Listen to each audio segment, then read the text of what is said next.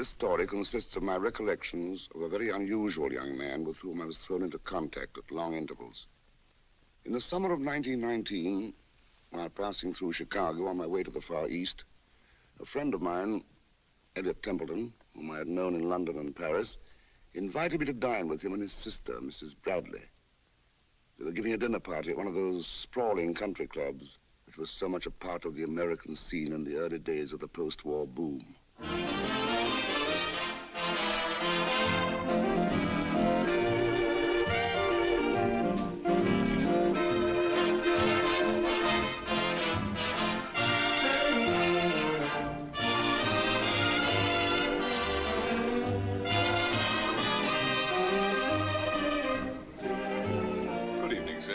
Good evening, Mr. Templeton's table.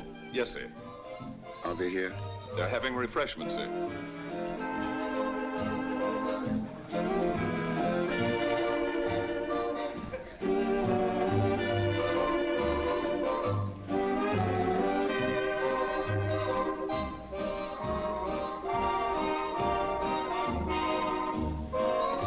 Here you are. With a dry martini, sir. Prohibition of all the bloody nonsense. Elliot. Yes, dear? Who is this man that you asked to dinner tonight? I had to get Sophie at the last minute or we would have been 13. He's an English author. He's quite all right. In fact, he's really quite famous. So pretend that you've heard of him, even if you haven't. That's too much. Get the other glasses.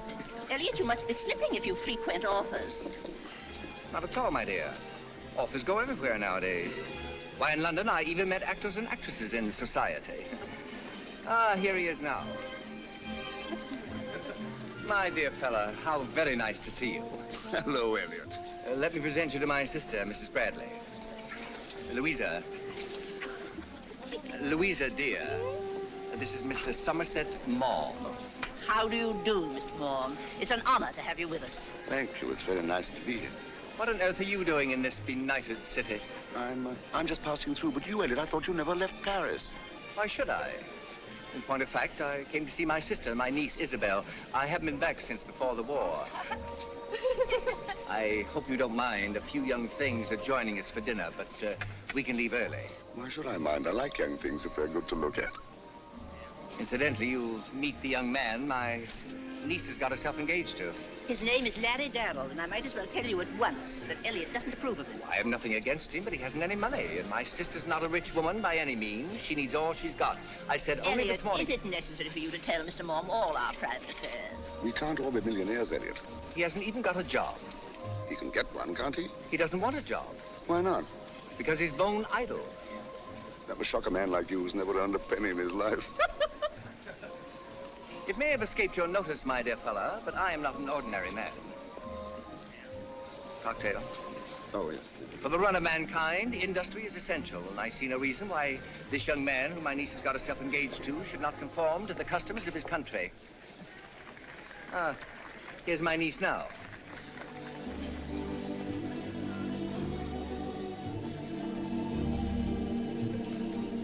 Oh, Mother. Hello, Isabel. Hello. Mr. Maugham, this is my daughter, Isabel. How do you do, Mr. Maugham? Where's Larry? Late. Oh, poor sweet. I suppose he forgot to wind his watch last night, as usual. You wouldn't know about Larry. Say, Mother, you know you've mixed up the cards. Oh, Sophie, dear. Hello, sir. This is Sophie Nelson, Mr. Somerset Maugham. Sophie's a neighbor of ours in the country. How do you do? You look charming, Sophie. Yes, doesn't she? Excuse us? Come here. I want to have a look. Sophie, you look lovely. It's the dress. You sure you don't mind my wearing it? Of course not.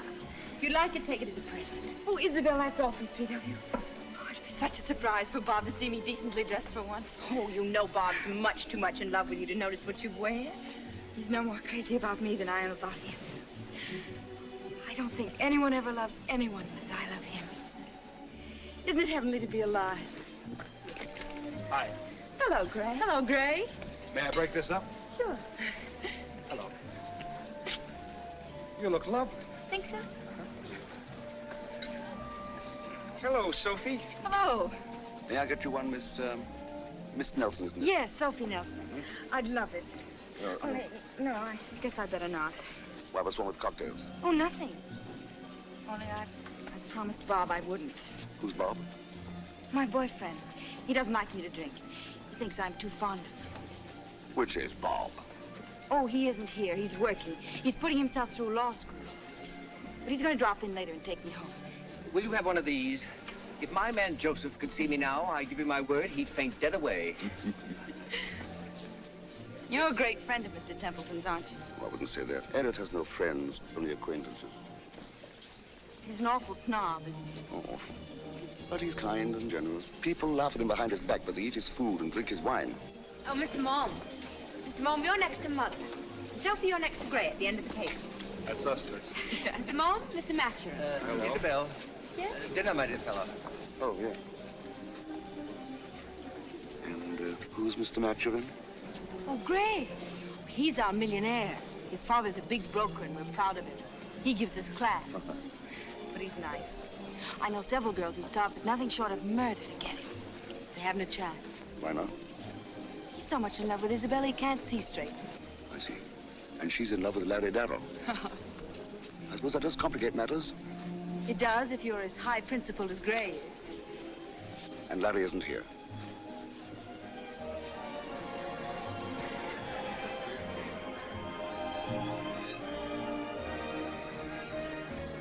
Oh, yes, he's just coming in now, way over there. Look. Come on, dinner.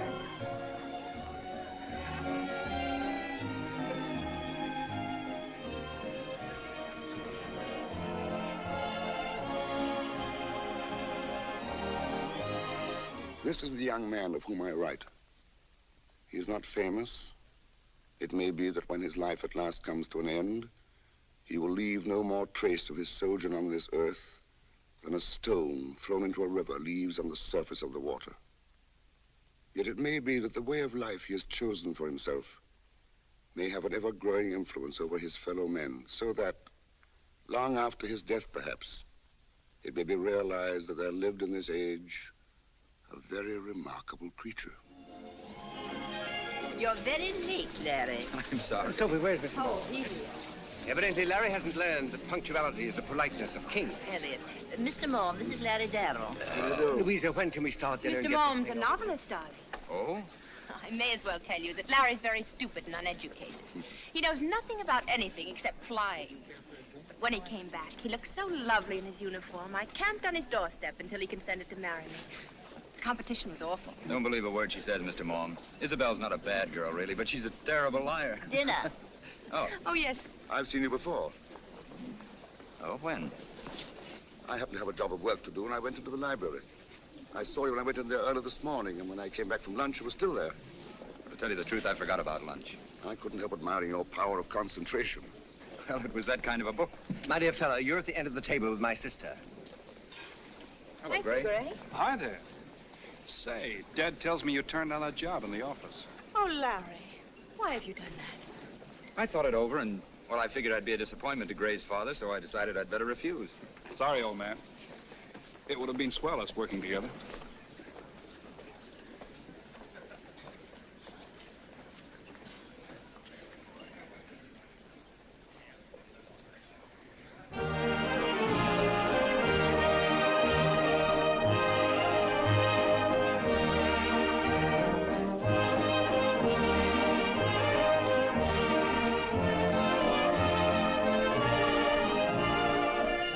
Hi, Brown Eyes. Looks as if Tall, Dark, and Legal is standing you up tonight. I'd like to catch him trying it.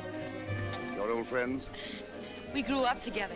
I used to play shortstop on his baseball team. We used to think we could lick any 10 kids our size. And could you? We tried. Oh, here comes my young man now. Oh, here you are. Hello.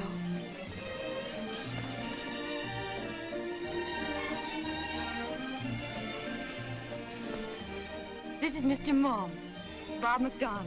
How do you do, sir? All right. He's the one who seems to think he wants to marry me. I can't see why, but there it is. I just happen to be crazy about the girl. I wouldn't like him to know, but just between you and me, I rather like him myself. Let's dance.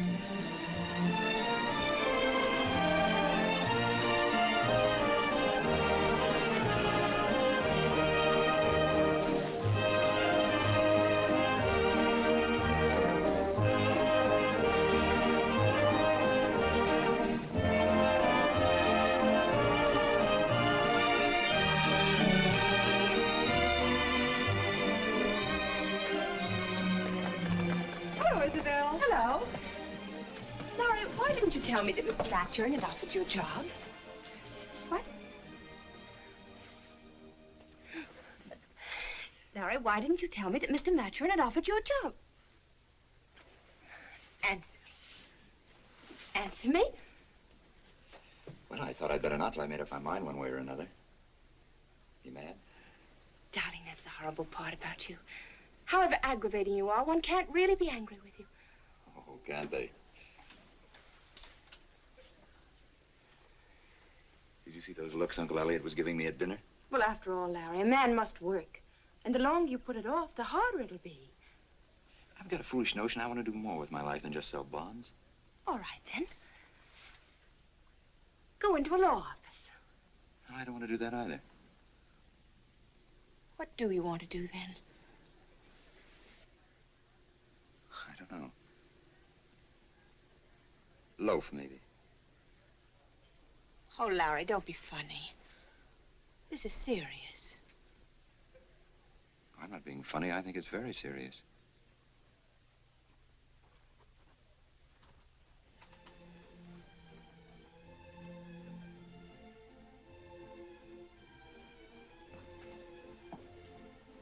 I wouldn't make you miserable for anything.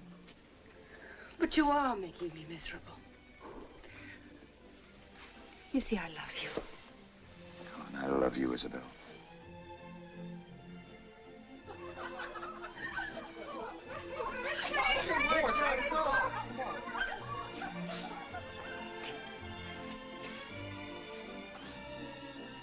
Look, Larry, let's be sensible. A man must work. It's a matter of self-respect. This is a young country, and it's a man's duty to take part in its activities. Why, Gray's father was saying only the other day that we're beginning an era that will make the past look like 30 cents. He said that he can see no limit to our progress, and that by 1930, we'll be the greatest and richest country in the whole world. Don't you think that's terribly exciting? Terribly. Why, there never was such a chance for a young man. I'd have thought you'd be proud to be a part of it. It's such a wonderful adventure. I'm sure you're right, Isabel. The Armors and the Swifts will pack more and better meat. McCormick's will turn out more and better harvesters, and Henry Ford will make more and better cars, and everybody will get richer and richer. And what's wrong with that? Nothing. Nothing at all. It just happens that sitting in an office and making a lot of money doesn't interest me as much as it should. Oh, Larry, don't talk like a fool. You can't live without money.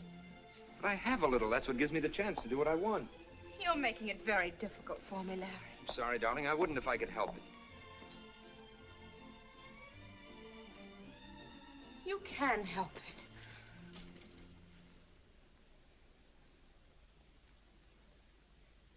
Yes? The dead look so terribly dead when they're dead. What does that mean exactly? Just that. Are you terribly unhappy, darling? No, the only thing that makes me unhappy is making you unhappy. I don't think I'll ever find peace until I make up my mind about things. It's so difficult to put into words. The minute you try, you feel embarrassed. You say to yourself, who am I to bother my head about this, that, or the other? Wouldn't it be better just to follow the beaten path and let what's coming to you come? And then I think of a guy I knew. A minute before, he was full of life and fun, and then he was dead.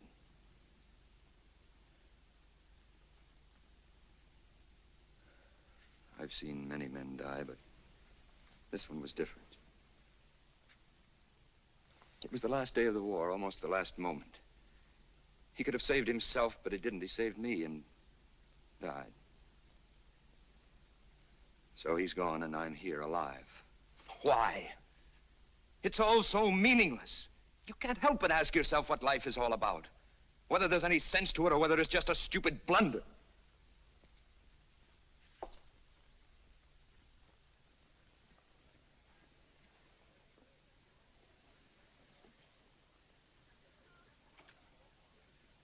I hardly know what to say. It's so unexpected.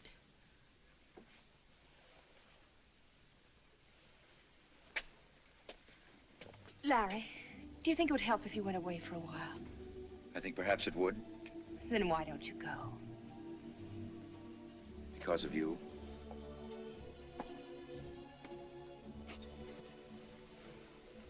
Larry, let's be frank with each other. There's no place in your life for me just now. Does that mean you don't want to be engaged to me anymore? Oh, no, foolish. It means that I'm prepared to wait. Might be a year, or even longer. That doesn't matter. Might be less. Where have you thought of going? Where?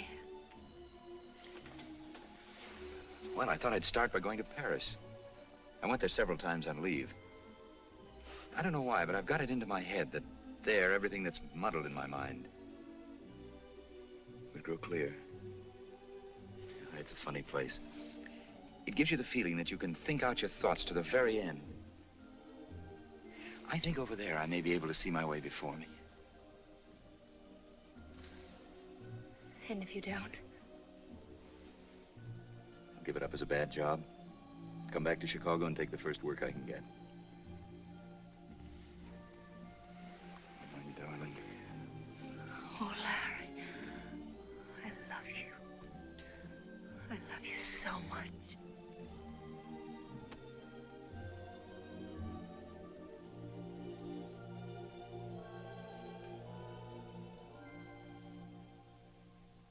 I cannot for the life of me understand how Isabel could possibly prefer that young man to a fine chap like Gray. Oh, I grant you he's good looking and his clothes fit. But imagine an opportunity to go in with Gray and his father on the ground floor. Isabel. Home so early? Yes. What's the matter? Nothing. Where's Larry? Gone. Hello, Mother. Did you have a talk with him? Yes. May I venture to inquire the result? He's going to Europe for a while. I promised to wait for him. What in the world is he going to do in Europe? Loaf? Loaf? Don't be ridiculous, Isabel. That's what he told me. Really, I have no patience with you. If you had any spirit, you'd have broken off your engagement then and there. What can I do? I love him. Come along. It's all right. Well, things might be a great deal worse. Oh, thank heavens. Merci, Joseph. I was just saying, Louisa, things might be a great deal worse. Oh. Don't get up. I don't see how. My poor Louisa, you have no imagination. When you're young, your emotions are violent, but they're not durable. It's a delusion that absence makes the heart grow fonder.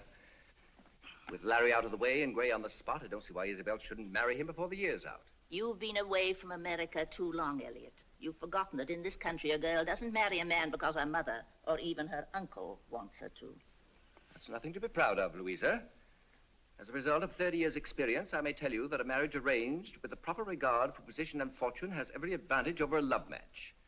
In France, which, after all, is the only civilized country in the world, Isabel would marry Gray without thinking about it twice. Then, after a few months, if she was still in love with Larry... That will do, Elliot. I know what you're going to say, and the idea doesn't appeal to me. That's one of the things I've never understood about you, Louisa. Though you've lived half your life in diplomatic society and half the capitals of the world, you've remained hopelessly American. It isn't often that you pay me a compliment, dear. It wasn't meant to be one. I know. Well, I think I'll go to bed. Elliot, will you lock up? Yes, dear. Good night, Mr. Moore. Good night. You're very full of worldly wisdom this evening, Elliot. Have you ever known me not to be? I don't mind telling you I have a sneaking sympathy for the boy. He's young and he wants to sow his wild oats before he settles down to married life. Very natural and very proper. I'll keep my eye on him in Paris. Of course, he must cross on the Aquitania. I know the captain, and he'll see that Larry sits at his table and meets the right people. I looked for an apartment for him in a really smart quarter. I'll do him proud. I'll give some parties for him. So many Americans, when they go to Paris, get in with the wrong people. And then they find it no end of a job to shake them off. I'll have my chauffeur, Marcel, drive him about in the roads. I detest the countryside. But alas, all Americans are born tourists, and no doubt he'll want to see the sights. It would be perfect if I could arrange for some older woman to take him under her wing. Princess Nove Male, for instance. He is young and he has a good figure. I think she'd fall for him like a ton of bricks.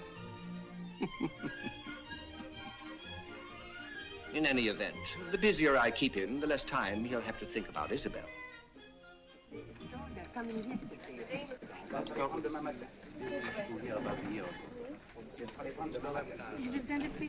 Oui, mademoiselle.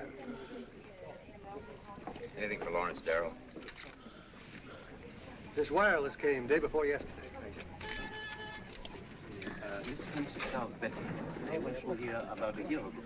Oh, excuse me. Pardon me. When does the boat train from the Aquitania arrive? 11:30. Thank you. Vous parlez anglais? Why, of course, madame.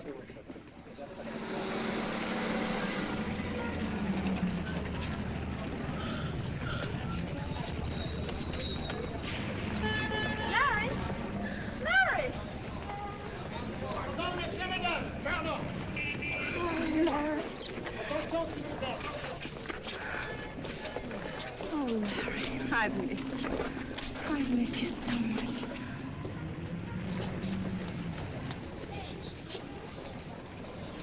May I ask how he knew you were coming? Isabel cabled him from the ship. Are they still engaged? As far as I know. What about Grey Matron? Still faithful. I don't believe you played your cards very well, Louisa. I never had much card sense, Elliot. Mother, here he is. Oh, how good of you to come, Larry. So nice to see you, Mrs. Bradley. Hello, Mr. Templeton. How do you do? Uncle Elliot, may Larry come along to dinner with us? Larry's given me to understand he doesn't dine out. Oh, we will tonight, won't you? I will. That's very good of you, I'm sure. I should be delighted. We'll meet you at the house. Taxi? Taxi! Come along, darling. I've got a million things to tell you.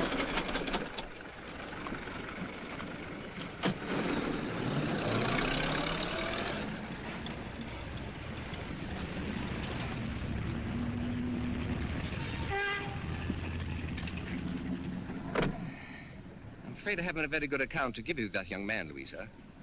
Oh? When he first came over to Paris, for Isabel's sake, I asked him to lunch, to meet the sort of people he ought to know. He told me he didn't eat lunch. Perhaps he doesn't. And then when I asked him to dinner, he said he couldn't come because he had no evening clothes. If I live to be 100, I shall never understand how any young man could come to Paris without evening clothes. Maybe he just didn't want to. That's the most incredible reason for refusing an invitation I've ever heard in my life. And where does he live? I haven't a notion. Isabel writes to him in care of the American Express. Like a traveling salesman or a school teacher on vacation.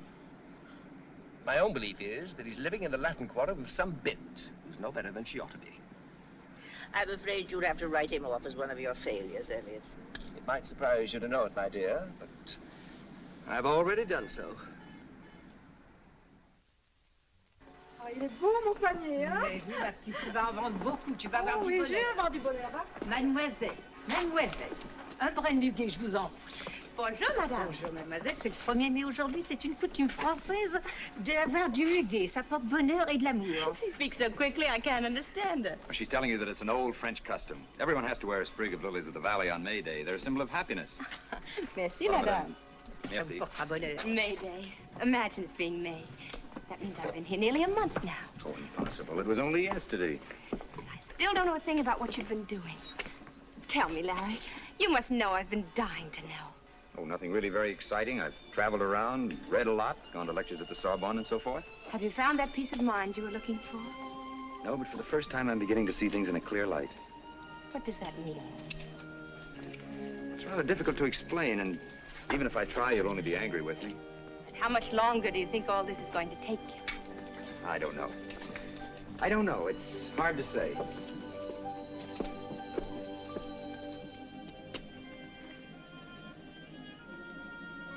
And after that, what are you going to do with all this wisdom?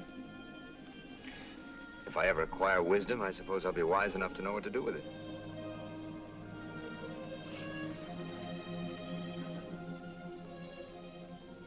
You know what Uncle Elliot says. Nothing to my credit, I imagine. He says you have a cozy little hideout somewhere. Come and see for yourself. Cozy little hideout's only a step from here.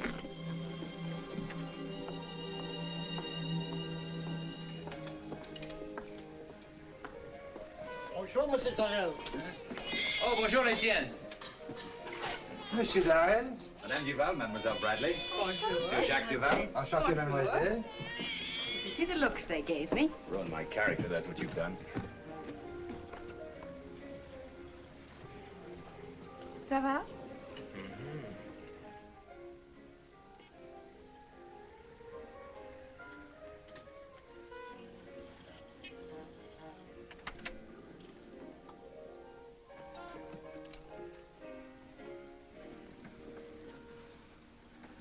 This is where you live? You don't like it? No. Well, it's all right. It's convenient. How about a cup of coffee?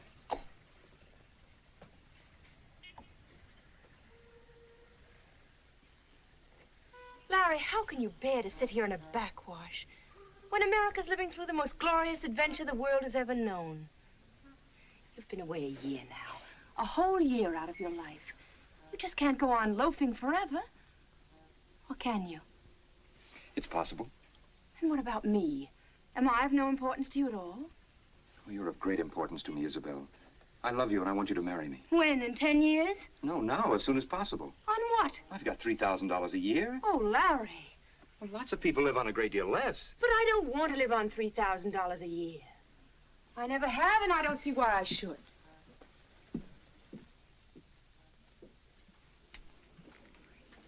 We could go down to Capri for our honeymoon. And then in the fall, we could go to Greece. Remember how we used to talk about traveling all over the world together? Of course I want to travel. But not like that. Cheap restaurants, third-rate hotels. Besides, I want to have babies, Larry. All right, darling, we'll take them along with us. Oh, Larry, you're so impractical. You don't know what you're asking me to do. I'm young. I want to have fun. Do all the things people do. We wouldn't have a friend in the world. Oh, Isabel, stop exaggerating. We'll do everything that you want to do, and we'll do it together. Oh, listen, darling. If you hadn't a cent to your name and got a job that brought you $3,000 a year, I'd marry you without a minute's hesitation. I'd cook for you. I'd make beds. I wouldn't care what I wore. I'd think it was fun because I know it was only a question of time until you'd make good. But this means living like this all our lives with nothing to look forward to. It's asking too much. Oh, Larry, you've had your fling now. For your own sake, I beg of you to come home with us. But I wouldn't make you happy if I did. You see, what you forget is that I want to learn as passionately as... Well, as Gray, for example, wants to make a lot of money.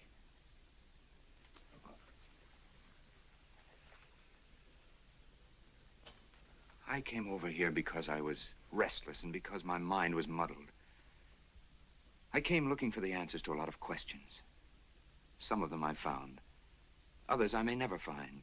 But I can't stop now. Oh, I know it sounds vague and trivial compared with... Well, compared with everything that's happening at home today. And I know I'm being very difficult. But I can't stop now, Isabel. I just can't. But what would happen to America if everyone did as you're doing? But the answer to that is that everyone doesn't feel as I do. Fortunately for themselves, most people are just content to follow the normal course and take things as they are. Oh, I wish I could, too. But I know if I tried, I'd just make a mess of your life and of mine, too. But what's this all going to lead to? I don't know. It may be that when I'm through, I will have found something to give that people will be glad to take. It's just a chance. But even if I fail, I shan't be any worse off than a fellow who's gone into business and hasn't made a go of it.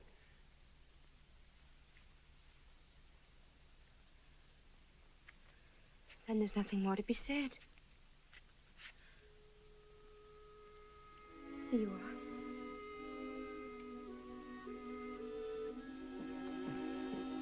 Isabel. Wear this on another finger, please. We're still friends. Of course. Shall we go?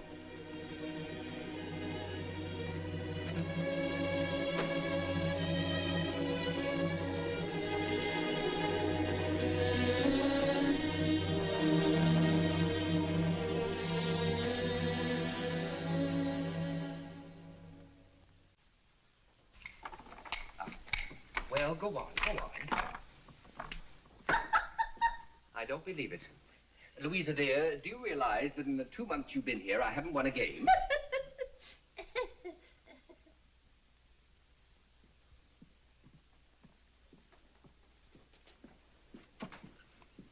Who's winning? I am. Good. Well, I must say Isabel's taking it very well. Has she told you exactly what happened? Only that she and Larry talked it over and came to the conclusion they'd made a mistake. Has she written to Gray? I wouldn't know. I'm not in the habit of opening her mail. If you ask me, she's very well out of it. Of course, there's no doubt there was a strong physical attraction, but that's all. Good night, Mother. Good night, darling. Don't be too late. Remember, we have to catch the boat train in the morning. Well, you're very dressed up. You seem to be going somewhere. Yes. Where? Oh, nowhere in particular. Larry and I are going out on the town. Larry? We thought we'd like to spend our last night together. Evening, I trust you mean. I'm profoundly shocked. If he had any sense of decency, he'd never have asked you. But he didn't ask me. I asked him. You should forbid her to go, Louisa. Will you pay any attention to me if I do, Isabel? No, darling, none. In that case, I don't think there's any point in my forbidding it.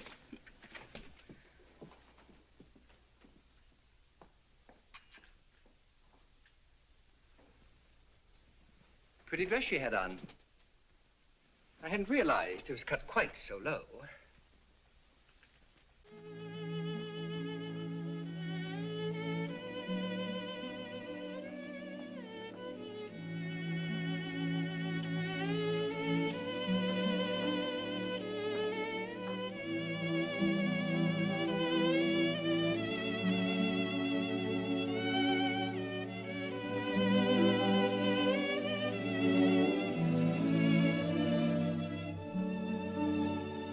Seen you so beautiful.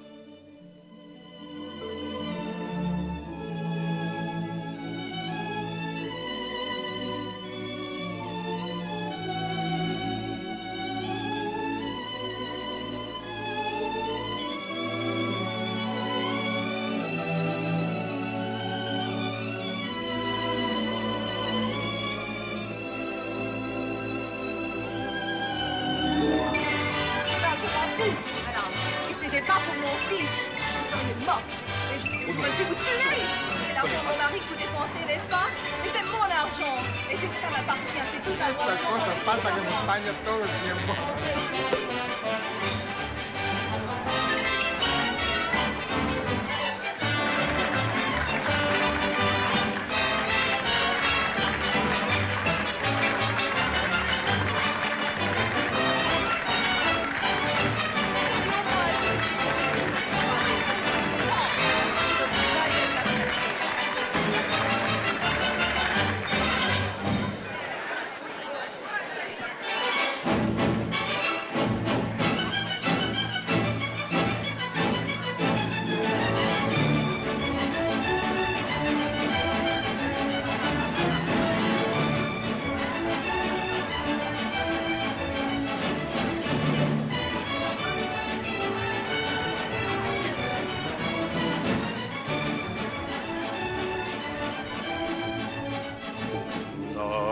Так темно, звезд не следа, нет, не забыть мне ночи той никогда.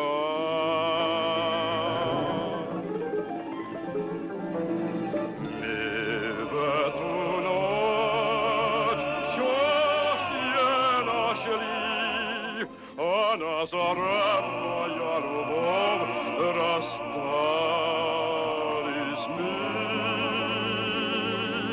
Ах, пишем полицейя, как греться за тобой.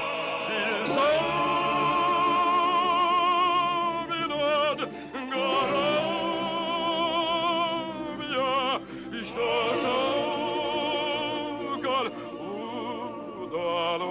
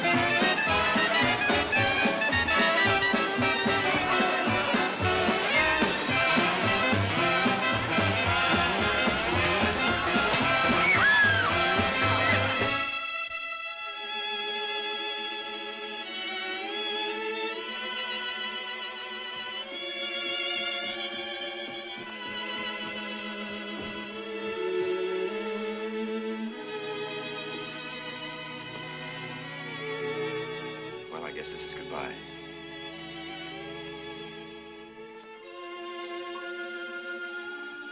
Will you come in and have one last drink? Yes.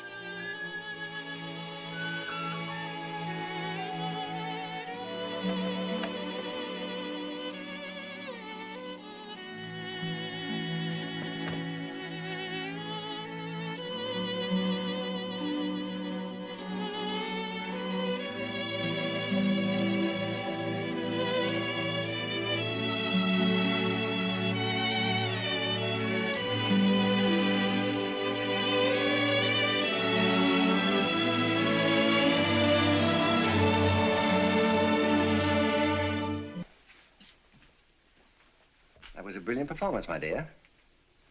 I left the door just a little open. Shall I get you a drink? I expect you want it.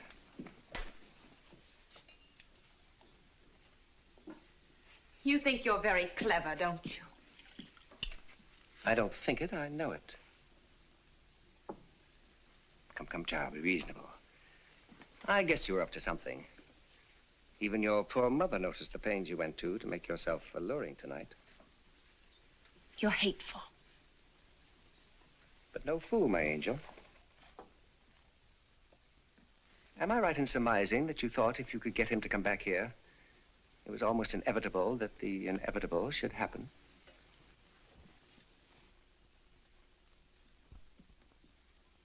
No one could put it more delicately. We know what the consequences may be when a poor girl strays from the narrow path of virtue. Do we? My guess is that if your unscrupulous plan had come off, it wouldn't have been long after you returned to Chicago before the wretched Larry got a letter from you, telling him to come back at once and make an honest woman of you.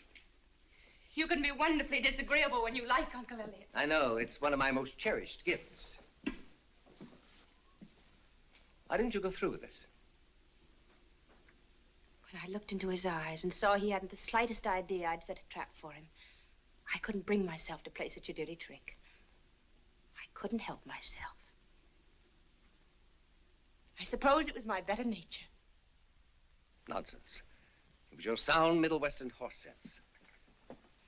You'd have been mad to have married him. I wonder. Believe me, when you've put the Atlantic between you and that young man, you won't care 2 straws for him.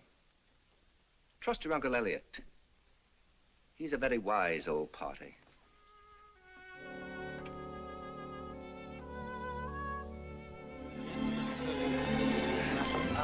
Mr. Latran, the cake.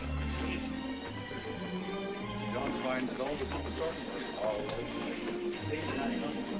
Here's a knife, Miss Isabel. I mean, Mrs. Maturin. What do I do with it? Hey, Gray, you get in there. You're in on this. I told you what to do, Isabel. Take her hand, Gray. Nothing would please me more. You know, darling, this is the nicest wedding I've ever been to. We should have thought of this sooner. Oh, Uncle Elliot, how do brides cut their cakes in France? With a knife, dear. Now, make a wish, Gray. I don't have to. I've got my wish.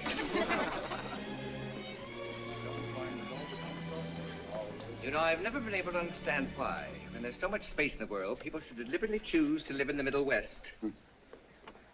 What in heaven's name is this? Is it a loan? Doesn't it come with something? What is it? It could be a pickle fork. A pickle fork? $2.98, no doubt, at ye gifty shoppe. $4.50, Mr. Templeton, at Obendorfer's. We know because we sent it. Charming. Is it for use or ornament? Both. Do you remember me? We met the last time I was in Chicago. Oh, I most certainly do, Mr. Moore. Hello, sir. So. Oh, darling. How sweet of you and Bob to come. Let me see you. Oh, you look beautiful, Isabel. Think so? Like $1 million. Or should I say 20 million? Darling, we never see you and Bob anymore. Where in the world do you I hide never thought I'd yourself? get her, but I did. Just at present, for reasons best known to ourselves. We don't mix with the rich. And we find it too expensive. How's the kid, Bob? Fine. Would you like Oh, to... please, Sure. darling, not now. I'd love to come in to see you. Where do you live now? In a walk-up apartment on the north side.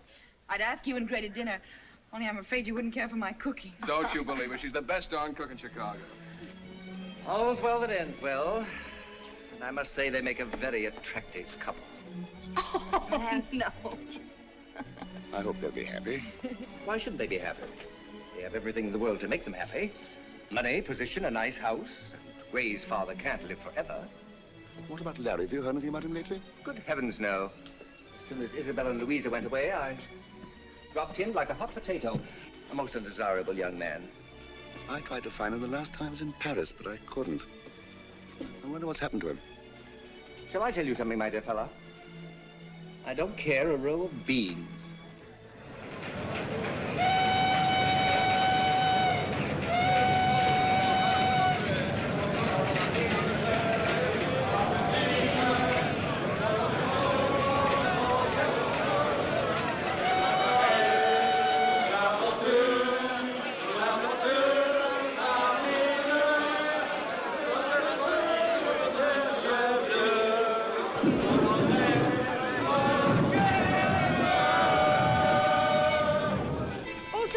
S'il pleut, je travaille toujours, je ne sors jamais. Mais j'aime ça.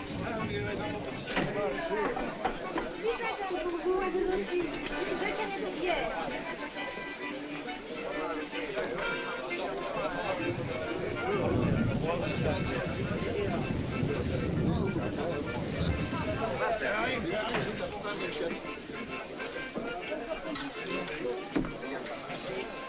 Hey, Costi. How about a beer? Well, I would like to wash up first. Ah, come on. Good, clean dirt you can wash later. A couple of beers, sweetheart. And a deck of cards. I looked for you last night. You were out. Was she pretty? No, you're wrong. I went to a lecture at the university. Missed the last bus. Had to walk back in the rain. It serves you right. Why? Enlightenment is the curse of civilization. A man who wastes his energy on knowledge is a fool. The more he learns, the more he wants, and the more unhappy he becomes. Tear down the schoolhouses, burn the books, strangle the teachers. Then the world will get somewhere. Ah, the beer. And the cards will play for the drink. Why should a man who wants to develop his brain work in a coal mine? Answer me that. You could have gotten a soft job on the surface. I wanted to work below. Hiding out, are you? Police after you? No. A woman? No, I just thought it'd do me good to work up a sweat. What have the other Poles told you about me? Not much. They advised me not to play cards with you because you're cheap. Do you think it's true? Yes. I know it is. Then why do you play with me? For the fun of it. Ha! I've been watching you for days, and I can't see how it's done. You never will, my boy. But I shouldn't have thought it worth your while just for the price of a few drinks. I like to keep my hand in. What are you going to do when you get enough of this? Go back to America? I will, I suppose, one of these days. And do what? Sell bonds. You're a rum one, Larry. But what about the answers to all those profound questions you have been asking yourself? Don't you know people have been asking the same questions for thousands of years? Yes, but doesn't the fact that people have been asking those same questions for thousands of years only go to prove that they can't help asking them? Very good. Very good. You're not altogether stupid. As a matter of fact, you sound like a very religious man who doesn't believe in God. I'm not sure that I believe in anything. Have you ever thought of going to the East? No. India, for instance? I went there. I met a strange man. A man I never thought to meet in this world. A saint. People go from all parts of India to see him, tell him their troubles, ask his advice, and listen to his teaching. And they go away strengthened in soul and at peace. But it's not his teaching that's so remarkable. It's the man himself. Did he help you? No. But that wasn't his fault. It was mine. How did you ever come to go to India? To escape my pursuer. He followed me there. I wallowed in the gutters of half the seaports of Europe to put him off my track. He was waiting for me. I know, however far I flee, one day he will come up with me and I shall feel the terrible hand on my shoulder. But wouldn't it be better to face the issue and take your punishment? But you don't know what the punishment is. It's not prison or the hangman's rope. I could face that. It's mercy, forgiveness, love. Didn't anybody ever tell you that I'm a unfrocked priest? It's not the police I'm running away from. I'd kill anyone who tried to arrest me. It's God.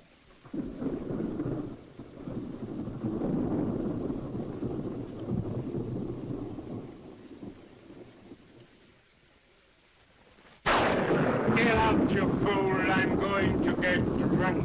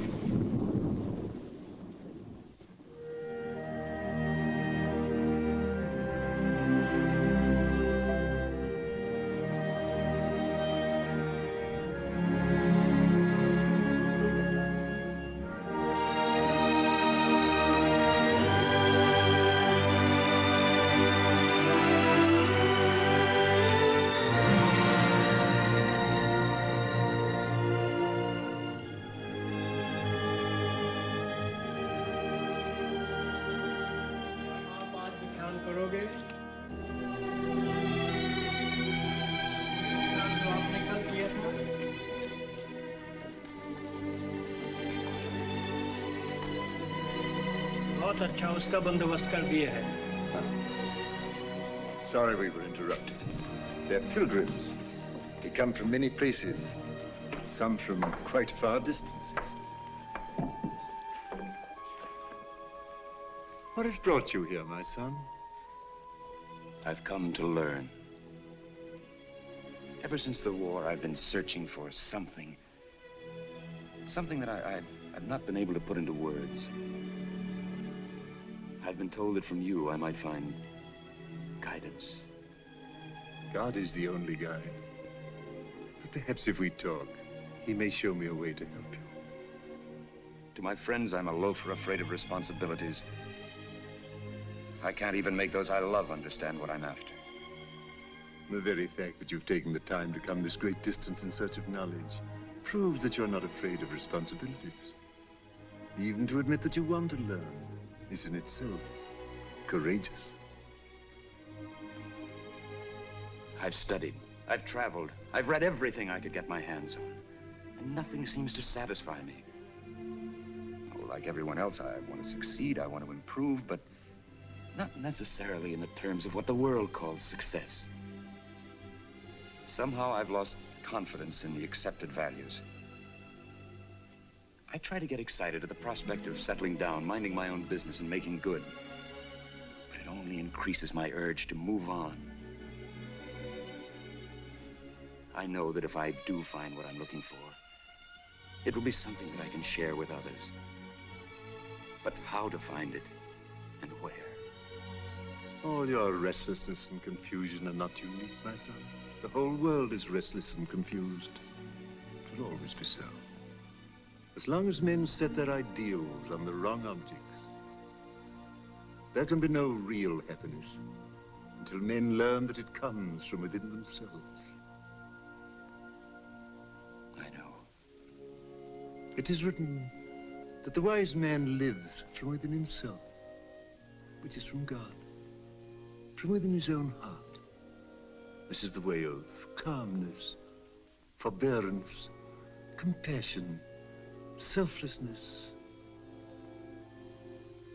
and everlasting peace. That's not easy. No. The road to salvation is difficult to pass over, as difficult as the sharp edge of a razor. But there's much we know, and all religions teach it. There is in every one of us a spark of the infinite goodness which created us. And when we leave this earth, we are reunited with it, as a raindrop falling from heaven is at last reunited with the sea which gave it birth.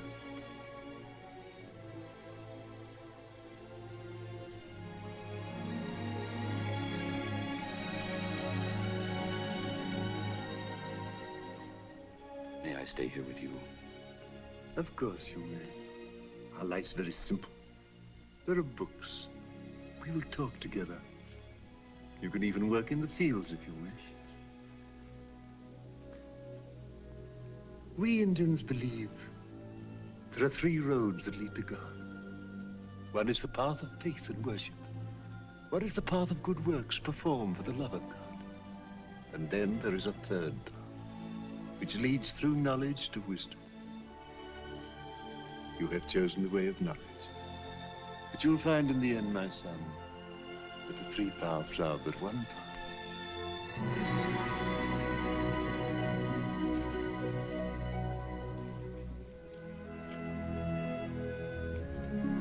One of my students will show you where to sleep. Thank you.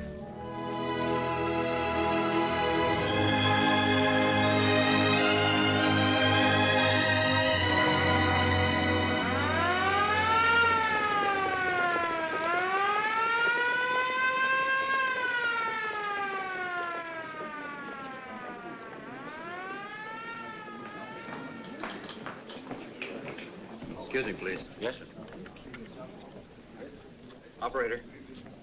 Michigan 7182. I want to get Mr. Gray Maturin. Is Dr. Thompson there? Yes, he is. We'll hold the hypo for now. She's doing all right. You'll want it, Doctor. I'm Gray Maturin, Doctor. They sent for me. How is she? She's conscious now. She asked about her husband. Will you tell her? Tell her? Doesn't she know? No, she should be told before a possible shock reaction. You're an old friend.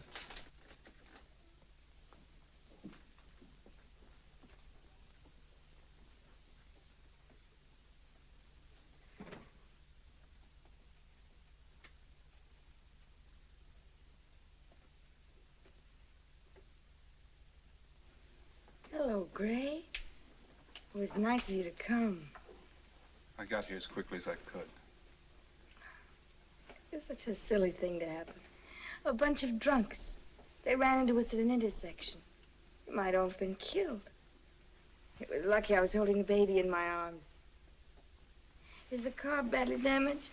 Where's Bob? Careful of her arm. Where's Bob? I want Bob. Bob? You have to stay in bed, Mrs. McDonald. Take it easy, Sophie. No, I've got to see Bob and Baby. Baby! Don't let her get up. I'll get the doctor. Sophie, be a good girl and lie down. Leave me alone, you swine! Please, Sophie.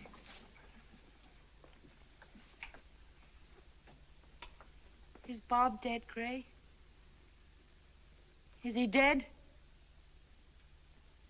You can tell me, Gray.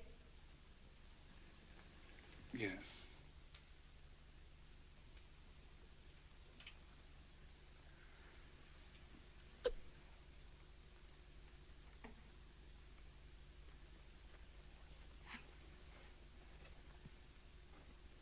Baby, too.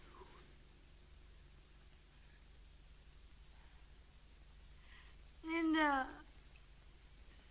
Linda! Baby.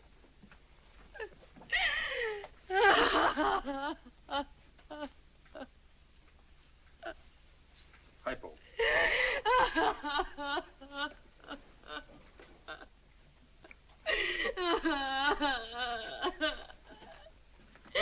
Linda, wake up, baby. Wake up, baby. Wake up.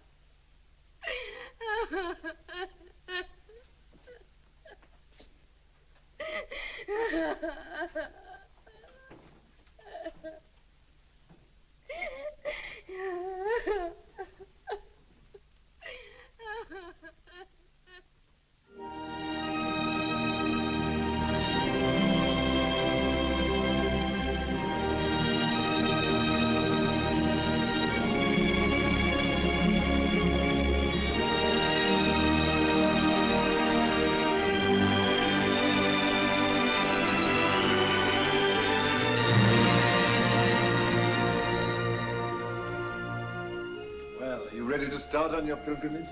Yes. I'll miss it here. I've been very happy. We'll miss you too.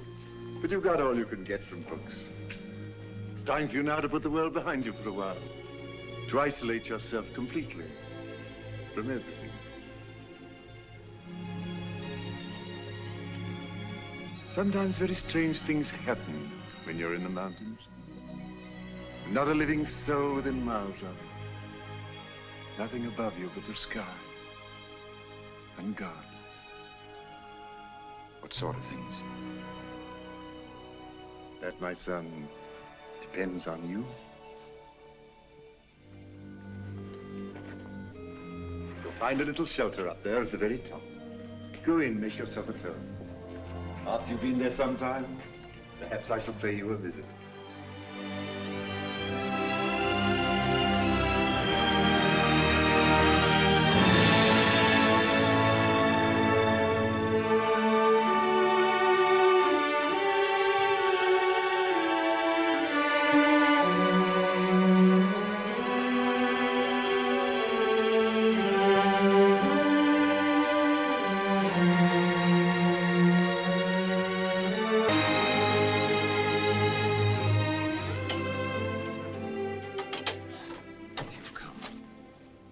Let me look at you. Yes, I see. You were right. Something very strange did happen to me. I know. Tell me.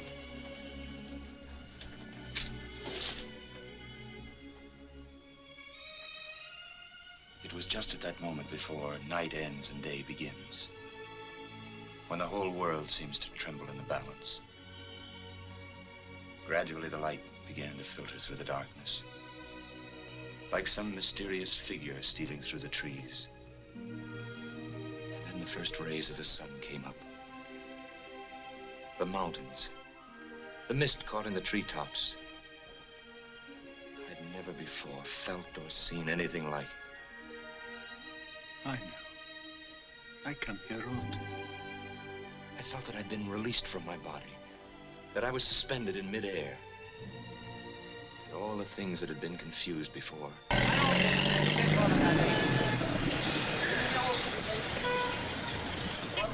revoir, mon cher. Bien, monsieur. Au revoir.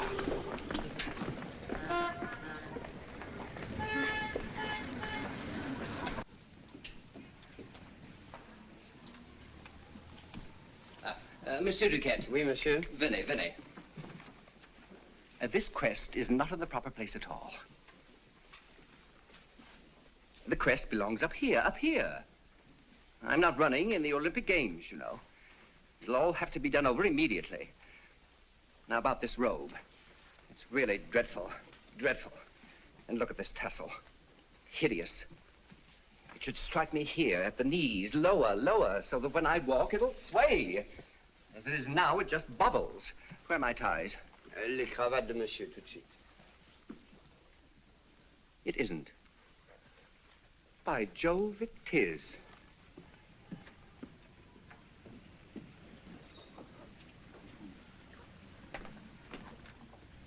Oh. My dear fella. Elliot. Wherever have you been all these years? I've been a lot in the Orient. The last time I passed through Paris, you were away. Come in, come in. I have a house on the Riviera now. I reach the time of life when I'm prepared to relax and enjoy the beauties of nature. You surprise me, Elliot. You've always looked on nature as an impediment to social intercourse. Paris is not what it was. There's practically nobody to know here anymore. But on the Riviera, there's some really quite nice people. In fact, the shores of the Mediterranean are simply littered with royalties. Heavens knows I'm not a snob. But just as a matter of interest, I don't mind telling you that on one occasion I had 2 ex-kings to lunch. 2. How nice. Elliot, what the devil's that crown doing over your initials? His Holiness has been graciously pleased to revive in my favor my old family title. Your what? Well, didn't you know? I'm descended in the female line from the Count de Loria, who came over to England with Philip II and married a maid of honor to Queen Mary. As an American citizen, I feel it more modest not to use my title except on all my personal linen. I think that's a very pretty gesture on your part, Elliot. Je les prends toutes. I don't mind telling you I take a modest pride in concealing my rank under the sober pinstripe of an American gentleman. You know that Isabel, the gray matron I hear, with her 2 children. Oh, I didn't know. I've only just arrived in Paris.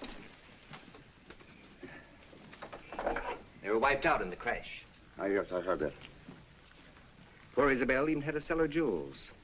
Gray tried to get a job, but it appears there was no business. The result was a nervous breakdown, and he suffers from the most frightful headaches. He couldn't take a job now, even if he could get one. Oh, I am so sorry. I couldn't allow them to live like pigs, Isabel without a maid and no governess for the children. So I've lent them my apartment here until Gray can get back on his feet again. You're the most generous creature in the world, Elliot. Allez, chef d'idée. Nonsense. If I'm taking care of them, it's because, well, noblesse oblige, you know. Can I drop them somewhere? What about coming and having a spot of lunch with me? I'm expecting an old friend of yours. I was not aware that I had any old friends in Paris. And even if I have, I assure you, nothing would give me less pleasure than to meet them at this time of day. Come along, jump in. We're meeting at the Dome. I dislike being hustled. To the Dome.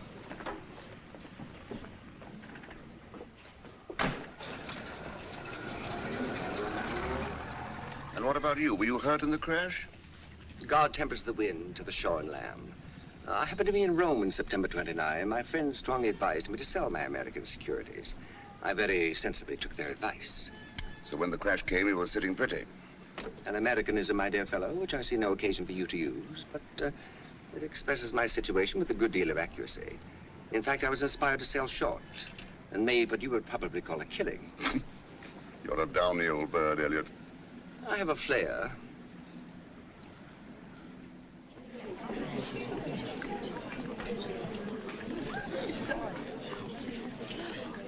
I do not like the propinquity of the hoi polloi. Oh, hello. Larry, I thought you were dead. Oh, sorry to disappoint you. I'm delighted to see you, Larry. Where have you sprung from? India. India. Have you been tired? Oui, monsieur. Paris. If you gentlemen will excuse me, I will now leave you. I find I have an engagement. Goodbye, my dear fellow. Goodbye. Goodbye. Goodbye.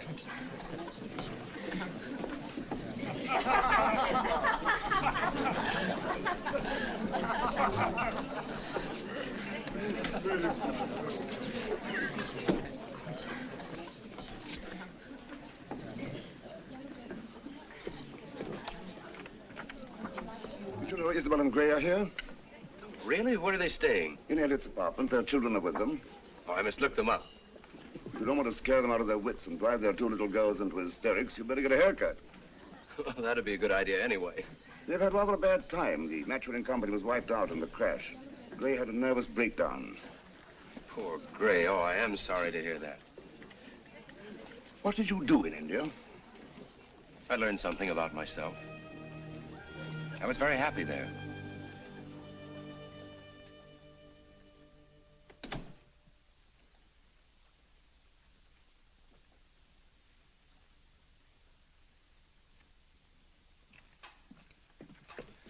Mr. Mom, sir. Yes, I know. Hello, Mr. Hello. Mom. Good to see you again. Isabel told me she talked with you on the telephone. Would you tell Mrs. Matron Mr. Mom's here? Yes. I'm very sorry to hear you've been under the weather, Gray. Oh, it's just one of those things that comes and goes. I can't seem to get rid of it. I thought perhaps if I came over here for a few months, the change might do me good. Hello. Mr. Moore. Isabel, this is a pleasure. How are the children? Oh, wonderful. Growing by leaps and bounds. How's it now, Dick?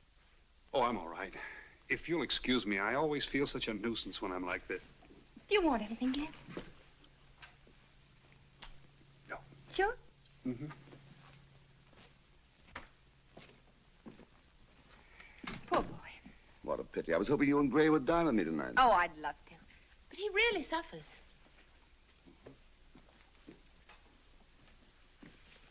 You look very well, Mr. Mom. I am very well. Larry hasn't arrived yet. Larry? Yes, he lunched with me today. He said he would drop in on you this afternoon. Larry in Paris? Where has he been? India? But I didn't know. I didn't know he'd been in India. Do you realize I haven't laid eyes on him for years? Did you tell him we'd lost all our money? Mm-hmm. It's funny when you come to think of it. That we should have almost exactly the income that Larry had when he wanted me to marry him. And I wouldn't because we couldn't possibly live on it. And now I have 2 children besides. I don't think you're so terribly to be pitied. Mes enfants, ils agacent leur père quand il a mal à la tête. Excuse me. Voyons, mes petites, je vous en prie, votre pauvre père a encore mal à la tête. Mais viens, fais plus de bruit, hein? Viens, donne-moi un baiser. Tu veux pas? Mr. Darrow. Oui, monsieur. Isabel.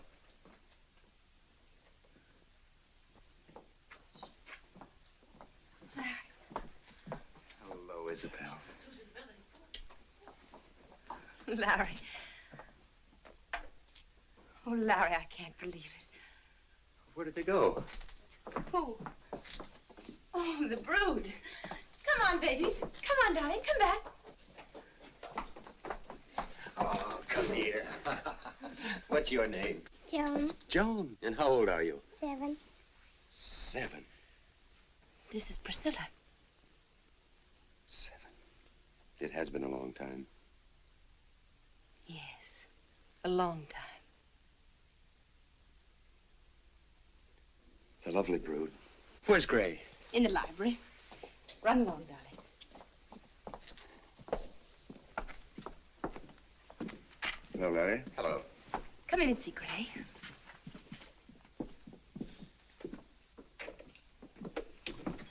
Gray, look who's here. Hello, Gray. Don't get up. Larry, I am glad to see you. Sorry you caught me like this. Blinding headache. Yes. Mr. Mom wants to take us all out this evening. Yes, I thought we'd dine and do the town. Do you feel up to it? Well, that's very nice of you, Mr. Moore, but I'm afraid not.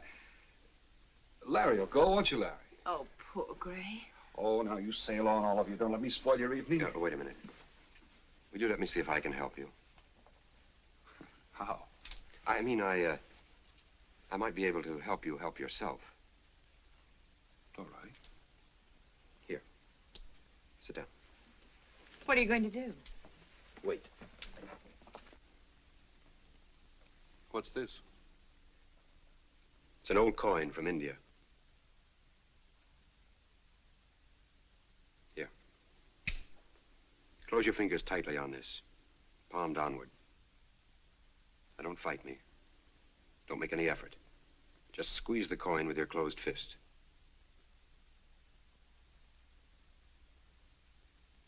Before I count 10, your hand will open and the coin will drop out of it. 1, 2, 3, 4, 5, 6, 7, 8, 9.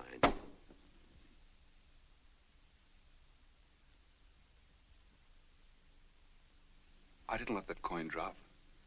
It fell out of itself. It's not important. I just thought it might give you confidence in me. Why? You'll see. Here. Got it? Mm-hmm. Excuse me. Here. What do you want me to do? Well, come back in the corner and sit right against those cushions. Get comfortable. Are you comfortable? Think so? Have you got a watch? Yes. Palm downward. Thank you. 6:43. In 60 seconds, your eyelids will grow heavy. So heavy that you will be obliged to close them. Then you will sleep for another minute. At 6:45, you will wake up, and you will have no more pain. No more pain.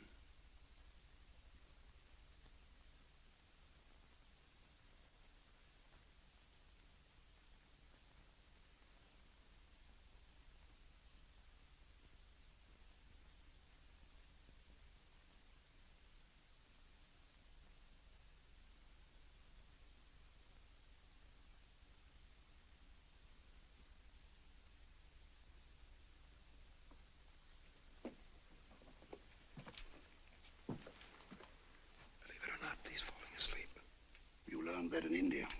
There's nothing miraculous about it. I merely put an idea into his head. He's doing the rest himself.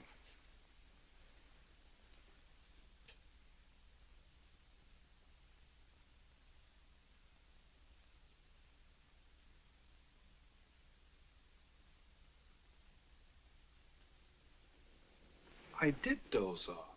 Is your head better? I don't know. Could be.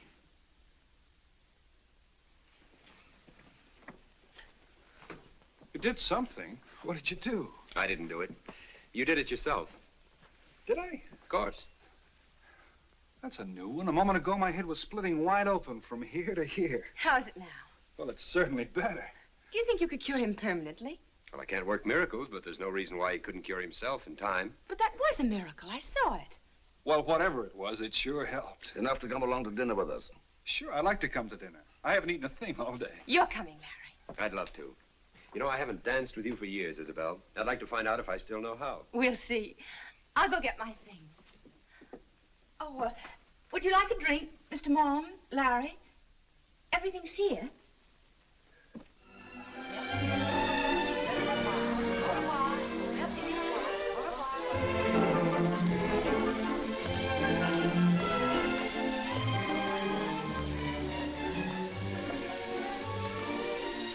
Oh, hello. How's your friend Elliot Templeton? Pretty well, I think.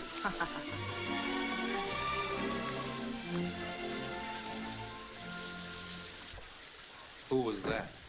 The Princess Nova Malley. Oh? Edna.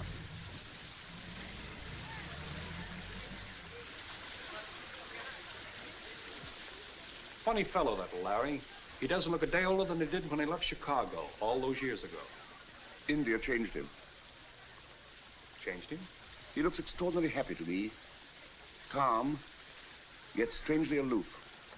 Excuse me, do you have a match? Oh, yes. Did you get the car? Not yet.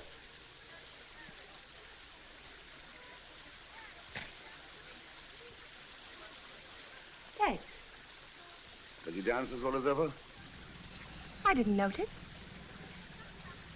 You're not going to be so silly as to fall in love with him again, are you? I've never stopped loving him. I've never loved anyone else in my life. Marriage is a pretty difficult job, even when one's in love. I shouldn't have thought it much fun when one is not. One can get on all right without that. Gray's such a good fellow. Be a pity to hurt him. I'll never do anything to hurt him. I'm too fond of him for that. But it's your business, not mine. Where to now? How about Les Ambassadeurs? Oh, no, I'm sick of all these smart places.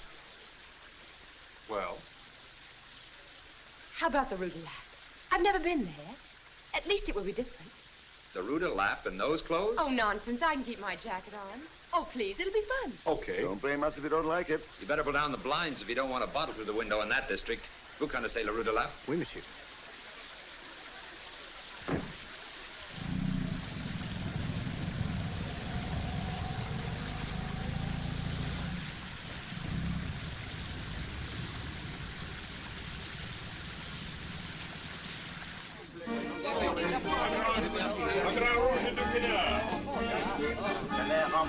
Qu'est-ce qui se passe? Ah, m'en parle pas, moi.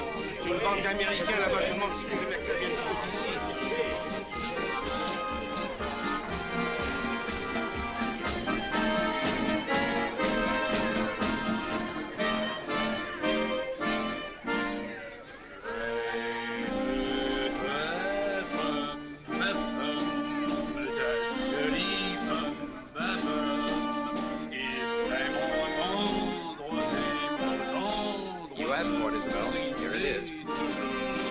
I'm not scared. I like it. Look at that. The police will probably choose this very moment to raid the place. I should be filled to the marrow.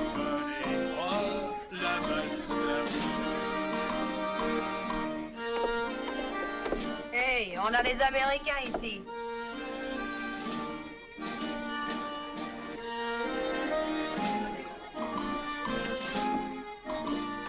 C'est les temps noirs. Toutes les Américaines sont brusquées comme ça.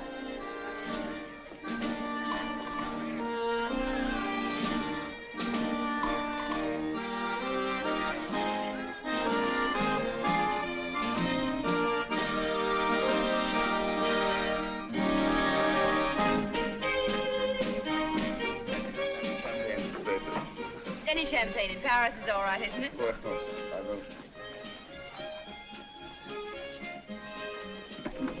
Well, well, look who's here. Sophie. Who should think it was? Sit down, all of you. Hello, Gray. Sit down.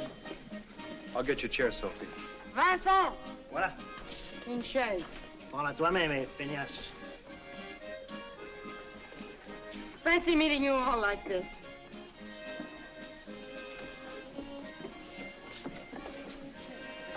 Hello, Larry. Hi, Brown Eyes. How are you? Thirsty. Come on, let's all have a drink. Patron! Venez ces messieurs-dames, Sophie. Do I know them? They're my childhood friends.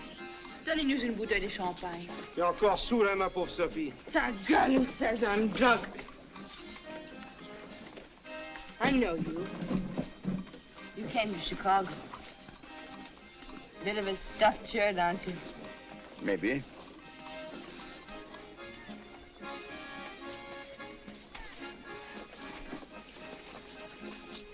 I can't say you seem so terribly pleased to see me. I heard you were in Paris, Sophie. You might have called me. I'm in the phone book. Are you? Yes.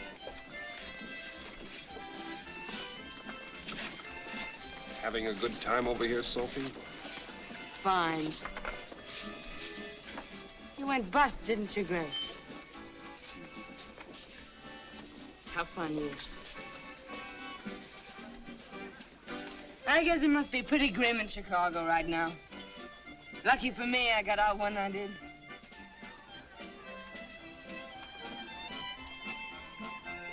Where are those drinks? Amène les verres et flancs de courge. Here they are, Sophie.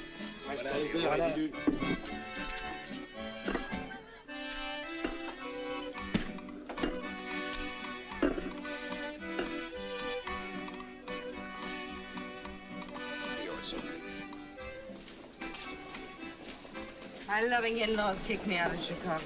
Said I was gumming up their reputation. Et alors, Sophie, tu viens, on va en danser une?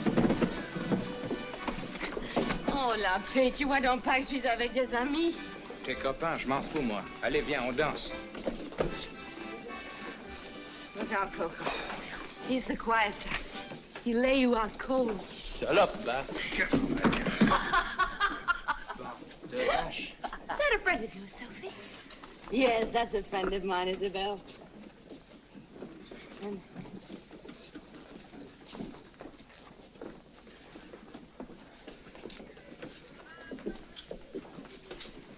You living in Paris now, Larry?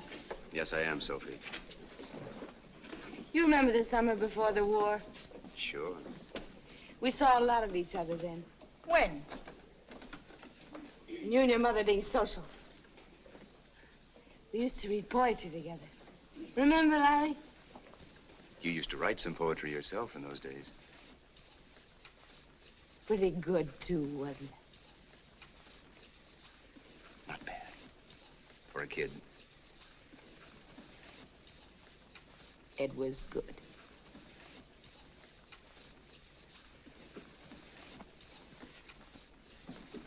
Well, I better get back to my boyfriend, or he'll raise the roof.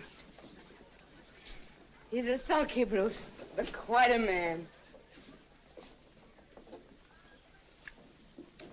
Come and see me when you've nothing better to do. I've got a case of scotch.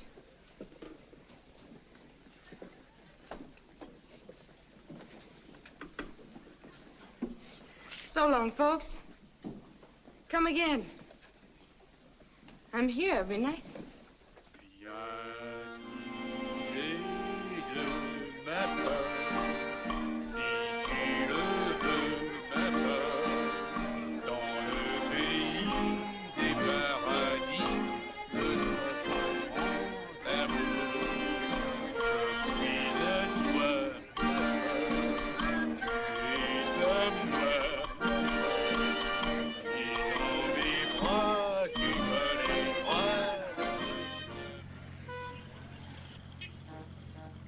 I'm afraid that was not a great success.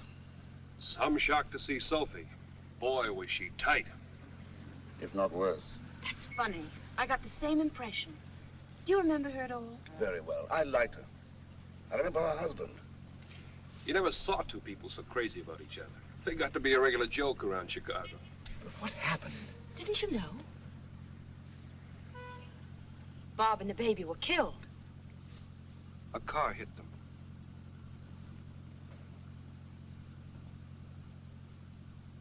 So that's what it is.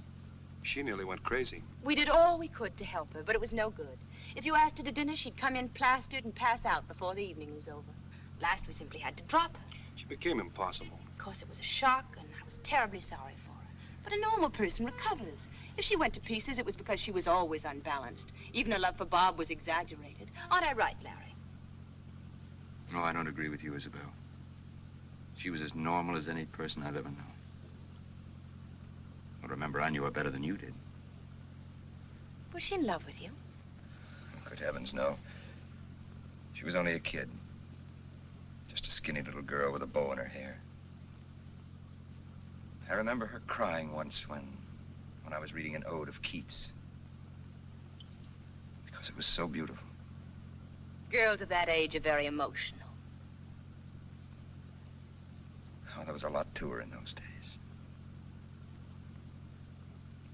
She had what Keats probably would have called a sort of lovely purity.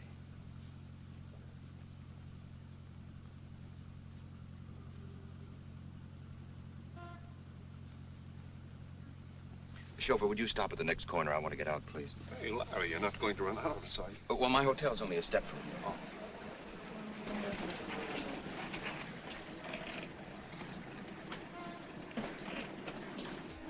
Good night. Larry, will we see you? Of course. We're going to Vitel on Thursday with Uncle Elliot. He wants to take the cure. We'll be back by the 1st of the month. I'll call you. Fine. Well, good night. Good night, Gray. Good night, Larry. Good night, Larry. And thanks for the dinner.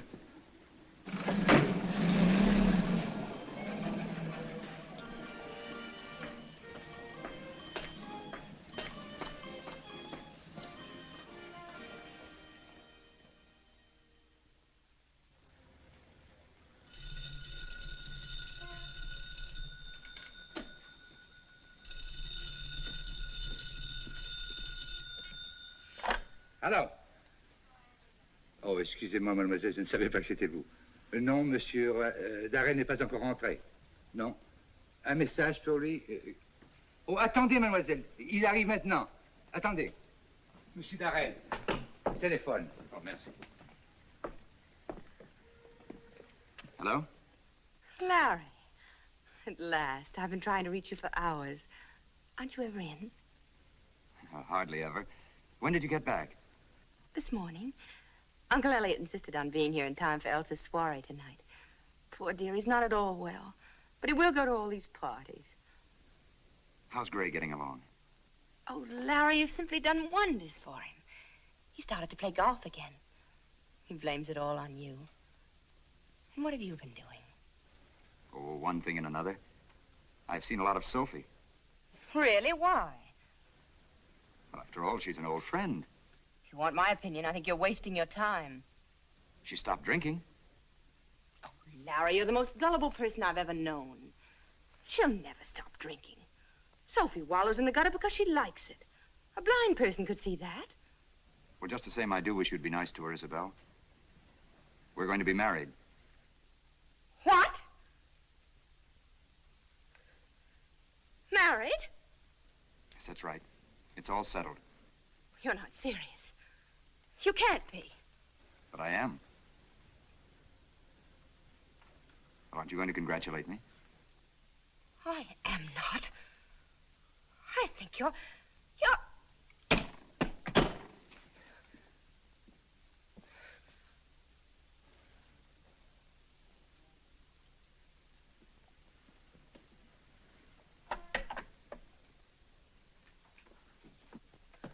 What's kept you? You've been hours. I came the instant I got your call. What's happened? It's about Larry and Sophie. The idiot. The stupid, blind idiot. He must be mad. If you'd calm down for a moment, I might be able to make head or tail of what you're trying to say. He's going to marry her. Oh. Oh. How do you know? How should I know? He just called me on the phone. Oh, I'm frantic. So I see. He even had the effrontery to ask me to be nice to her. Well, it's his own affair, isn't it? She's an awful woman. She's bad, bad, bad. She soused from morning till night. That doesn't necessarily mean she's bad. Quite a number of respectable citizens get drunk and do silly things. They're bad habits like biting one's nails, but I don't know if they're worse than that. I call a person bad who lies and cheats and is unkind. If you're going to take her part, I'll kill you. I'd prefer it if you gave me a cup of tea. Oh, help yourself. He's seen a lot of her since we were at that dive that night. He says she's quit drinking. The fool thinks he's cured her. Have you forgotten what you did for Gray? That had nothing to do with it. Thanks. Gray wanted to be cured. She doesn't. How do you know? Because I know women. Do you think she'll stick to Larry? Of course not. Sooner or later, she'll break out. It's in her blood. It's a brute she wants. That's what excites her. And it's a brute she'll go after. She'll lead Larry to hell. It's very probable, but I don't see what you can do about it. I can do nothing about it. But you can. I? Larry likes you, and he listens to what you say. You know the world. Go to him and tell him he can't make such a fool of himself. Tell him it'll ruin him. He'd only tell me it's none of my business, and he'd be quite right. It may not turn out so badly as you think. Oh, you make me tired. She's rotten to the core. Do you think I've sacrificed myself only to let Larry fall into the hands of a woman like that? How did you sacrifice yourself? I gave up Larry for one reason only. Because I didn't want to stand in his way. Oh, come off it, Isabel. You gave him up for a square-cut diamond and a sable coat. Oh! Oh. You know, your Uncle Elliot wouldn't have thanked you if you'd broken one of his Crown Derby plates. They were made for the Duchess of Dorset, and they're priceless. Pick up that bread and butter. Pick it up yourself. And you call yourself an English gentleman? No, that's one thing I've never done. Oh, get out of here. I never want to see you again. I hate the sight of you. I'm sorry for that, because the sight of you always gives me pleasure.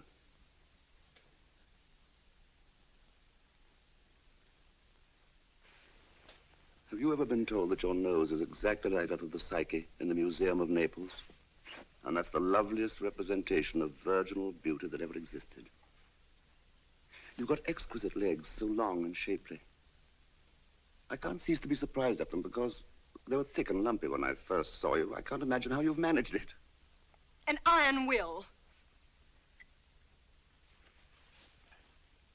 But of course, your most fascinating feature are your hands. They're so slim and elegant. I was under the impression you thought them too big. Not for your height and build. I'm always amazed at the infinite grace with which you use them. Huh? Whether by nature or by art, you never make a gesture without imparting beauty to it. They're like flowers sometimes, and sometimes like birds on the wing. There are moments when I don't positively dislike you. In fact, sometimes I think you're rather sweet. I will not have my face smeared with lipstick. If you want to kiss me on the lips, which is what a merciful providence provided them for. Thank you. Now, what's it you want? Advice. There's only one thing you can do. Make the best of a bad job. Larry's in the grip of the most powerful emotion that can beset the breast of man. Self-sacrifice. He's got to save the soul of the wretched woman whom he had known as an innocent child. And there's nothing you or I or anyone can do to prevent it. But he's going to be so unhappy. You love him very much? It is a nuisance, isn't it? But I can't help it. And you don't want to lose him altogether? Then make friends with Sophie. Be as nice to her as you can. Ask her to lunch. Would be rather awkward for me after what I've just said to Larry. Will you behave if I do? Like an angel of light. I'll fix it up. 1 o'clock tomorrow at the Ritz. What are you thinking? I don't quite like the look of you. I'm sorry. I thought that was the one thing about me you did like. You haven't got some scheme you've been hatching up? Oh, I promise you I haven't. As a matter of fact, I'm terribly curious to see what she looks like. Now that Larry's reformed her. Mais c'est la coiffure, le maquillage, les roses.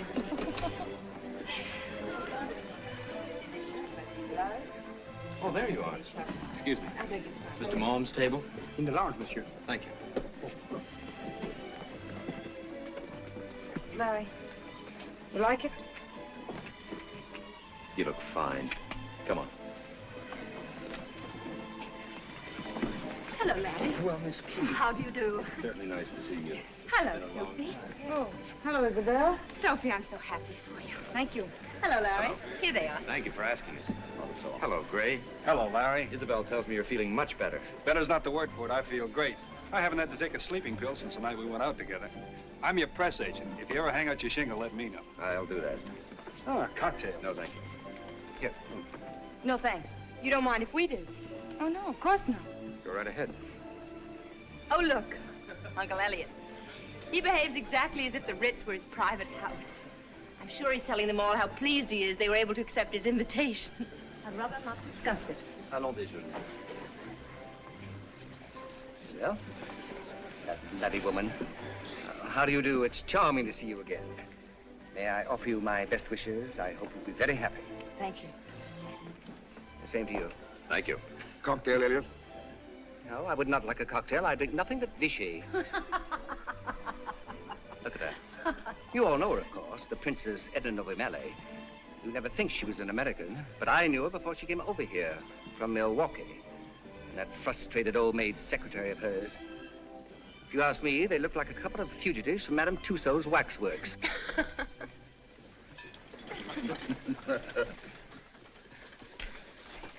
And where will you and Larry go on your honeymoon, my dear?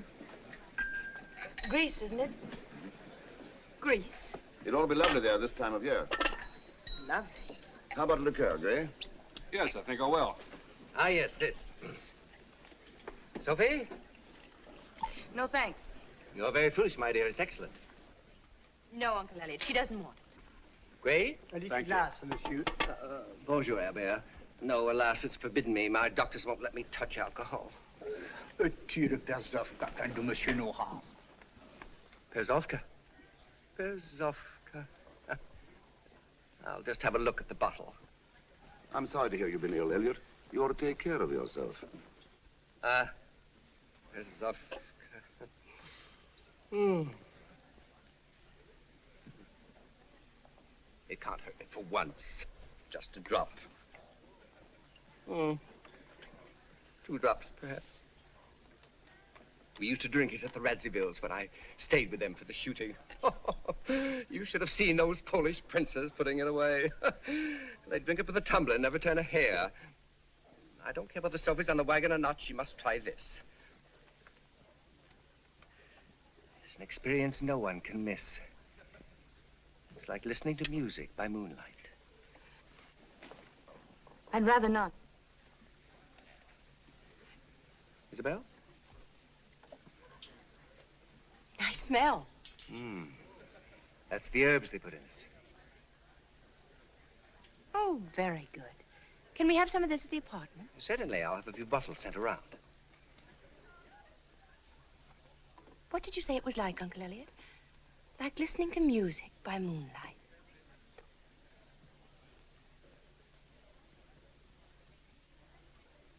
It is. Sophie. Yes? I saw the most divine wedding dress at Molyneux. Let me give it to you for a wedding present. Uncle Elliot and me. What? That's very nice of you, Isabel, but Sophie has one already picked out. Oh, don't be stuffy, Larry. Let us give her a dress. I'll call Molyneux and arrange a fitting. May she? Certainly, it's very nice of you. Thank you very much, both of you. Not at all. Not at all. Suppose you pick me up tomorrow at 3 at the apartment. Larry, you know the address, don't you? Yes, I know the address. Oh, good heavens, we don't want you. You're only the groom. I'll see you at 3. Yes, it was a lovely party. No, of course I did. I behaved like an angel. I always do. Oh, how silly. Stop imagining things. I meant every word of it. Yes. Yes. Tomorrow. At 5.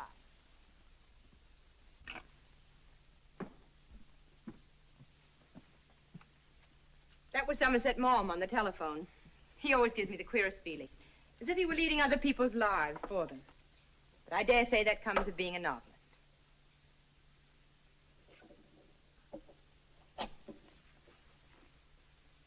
Here. Oh.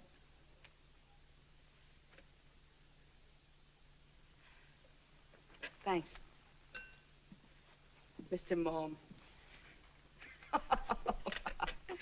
I called him a stuffed shirt that night, didn't I?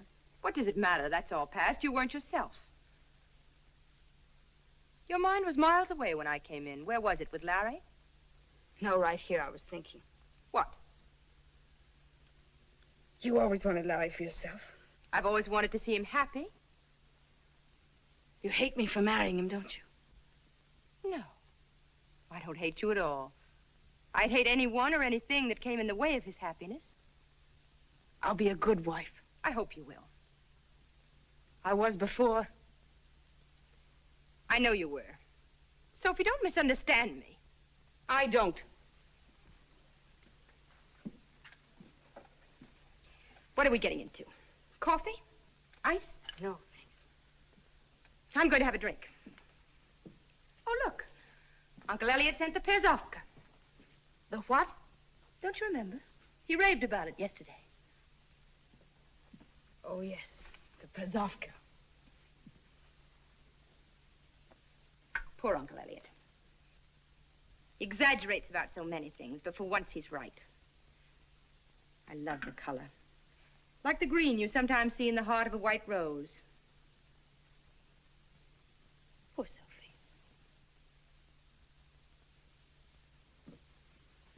I haven't had a drink since that night in the Rue de Lappe. Must be awful. Just to break off completely, all at once. Sometimes when I've been alone, I wanted to shake the house down.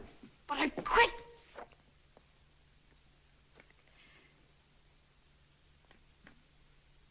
Yesterday at the Ritz was tough going. I know, I saw it. Did you? Did I show it? Only to me, I think. It meant something to me. Larry, you mean? Larry's happiness. He's good. He's really good, Isabel. was gone. Lost. Gone. This is my only chance, I know that.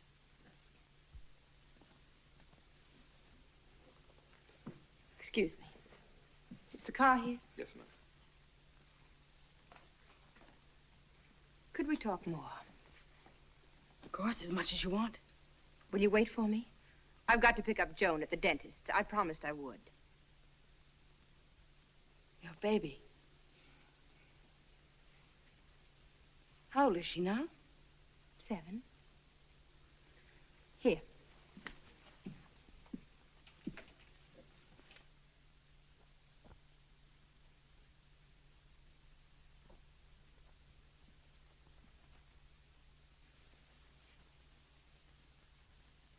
She's lovely.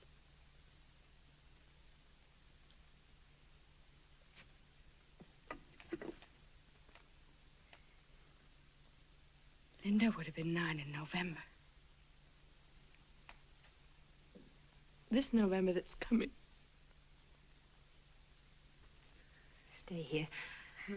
I'll be back and we can talk.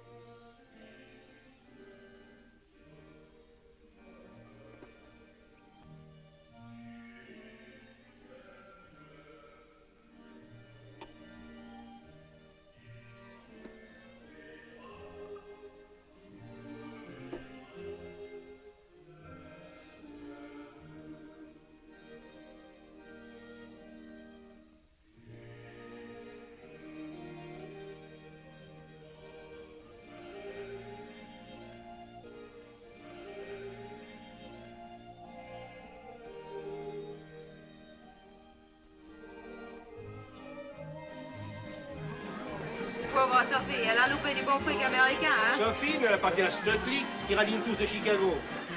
Il est un dictionnaire. Alors, t'as trouvé ce que tu cherchais? Et la ferme, toi, ça c'est pas tes oignons.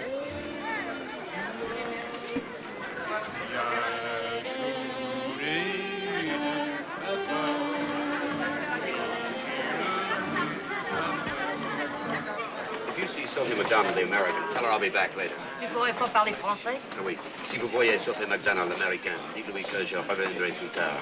C'est bon, on lui dira.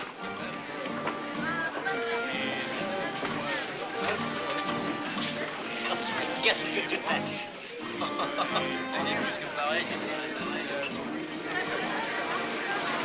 Ferme la porte des ballons! Bonsoir, mon prince. J'espère qu'on ne verra plus que vous chassez en titillé.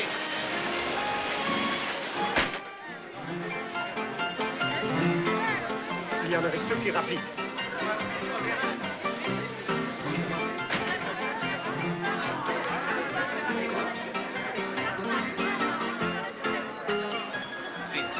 Perzowska, mon chéri.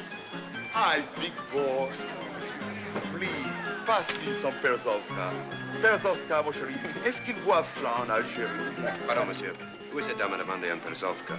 Américaine ou narguilé? Where's that? Où est-ce? Je te conseille pas de te montrer là-bas. Voulez-vous gagner 100 francs? À votre service, monsieur. I speak the English from London. Very well, come along. Par ici, monseigneur, par ici. Cette fois, j'ai trouvé un pigeon.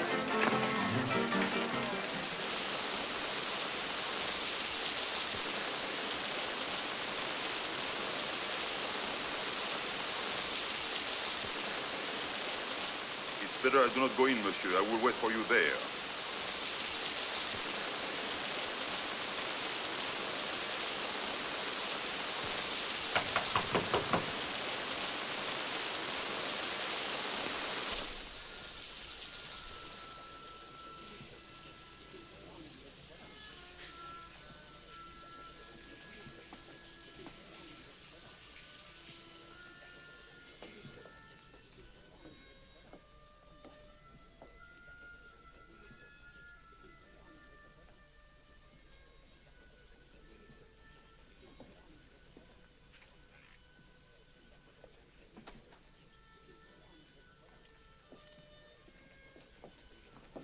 Surveillez cette projet.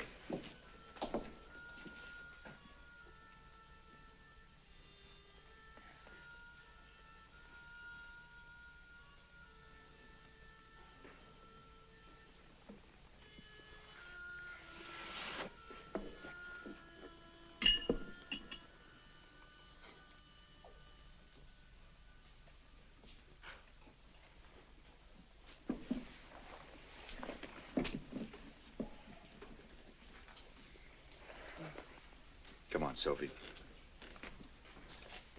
Let's get out of here.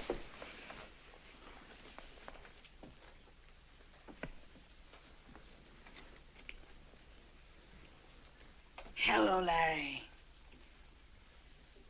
Come on, join us.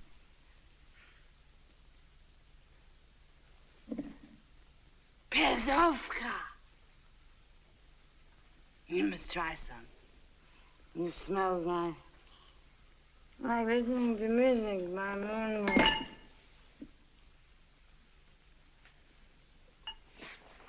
Come along, Sophie. Up you go.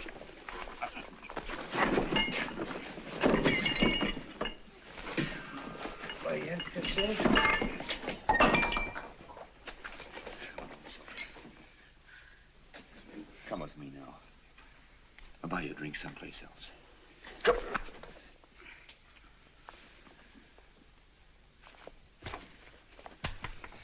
Take your hands off me. I don't need you. I don't need anyone.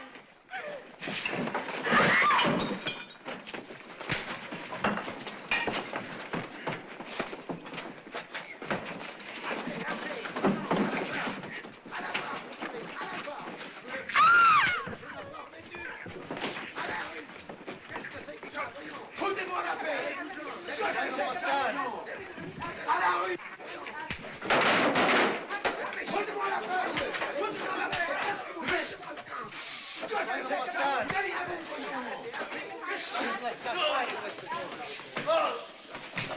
Foutez-moi la paix! À la porte!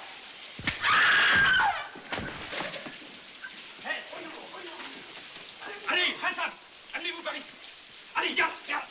Hassan, viens vite, allez. Dépêchez-vous! Dépêchez-vous, je peux pas la police! Retirez-vous, hein. Va dans le mur, allez. À la rue!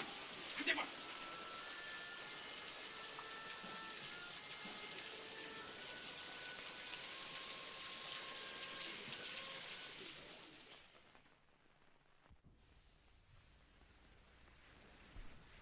That was the very last I saw or heard of Sophie MacDonald for almost a year.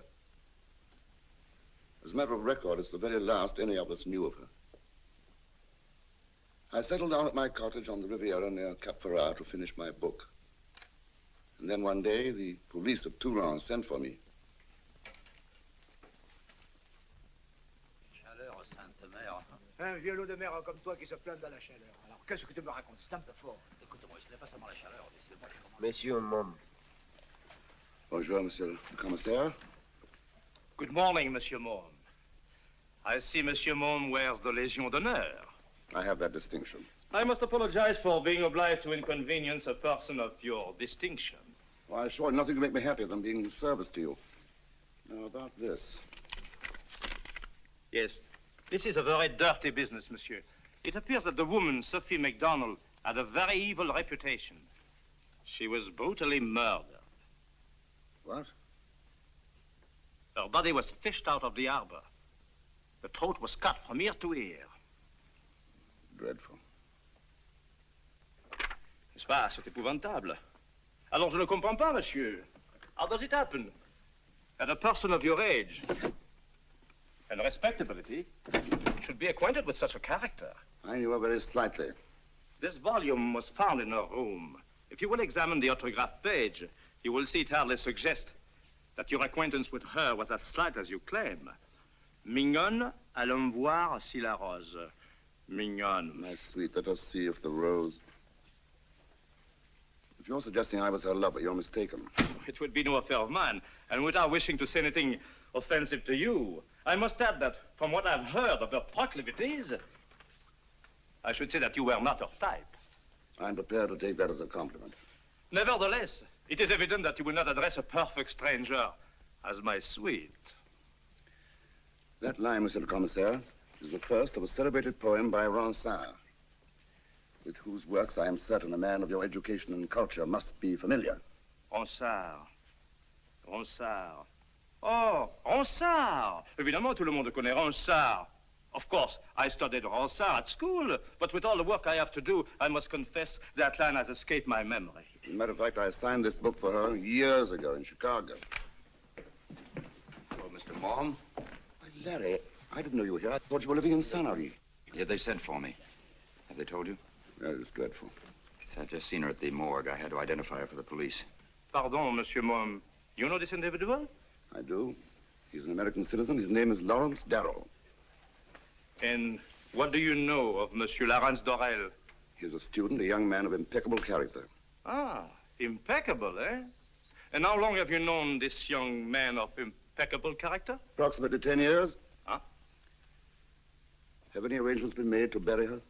Well, if you are prepared to undertake the expense of the funeral yourself, you will receive the necessary authorization. Pardon, monsieur. I have here a card of an undertaker, a personal friend of mine, who will arrange the matter for you on terms and with dispatch.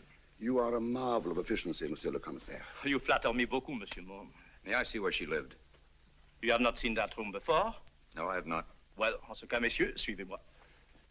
Alors, nous allons à la maison du crime, n'est-ce pas? Par ici, messieurs.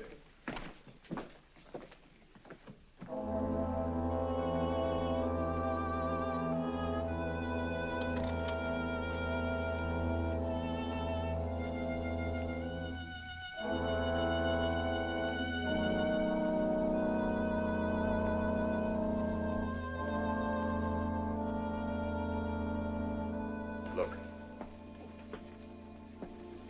Who are these people? That's her husband. That's her baby. Where are they now? Dead, monsieur. A long time ago. Oh. May those be buried with her? In that frame, monsieur? Yes. As you wish, monsieur.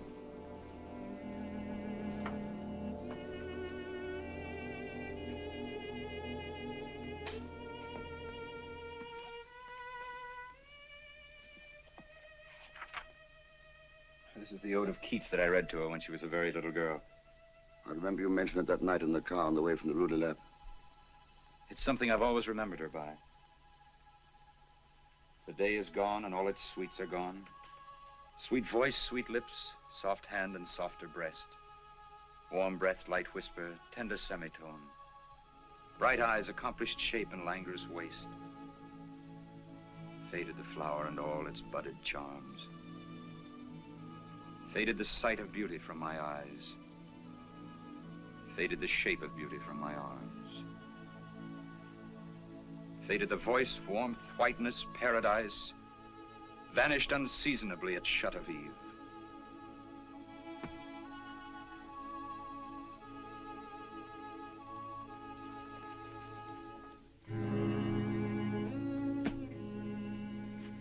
My advice is that you go and have a good dinner. I have a card here of one of the best restaurants in Toulon. It will assure you of the patron's attention. A bottle of wine will do you both good after this harrowing experience. I've got to get on to Nice this afternoon. Elliot Templeton's had a relapse. Oh, I'm sorry to hear that. Do Gray and Isabel know? Yes, I only hope they'll arrive in time. I wish you'd come with me. I'd like to, of course, but I was never one of Uncle Elliot's favorites, if you remember. Eh ben quoi? Allez, Oust, c'est fini. Il n'y a plus rien à faire ici maintenant.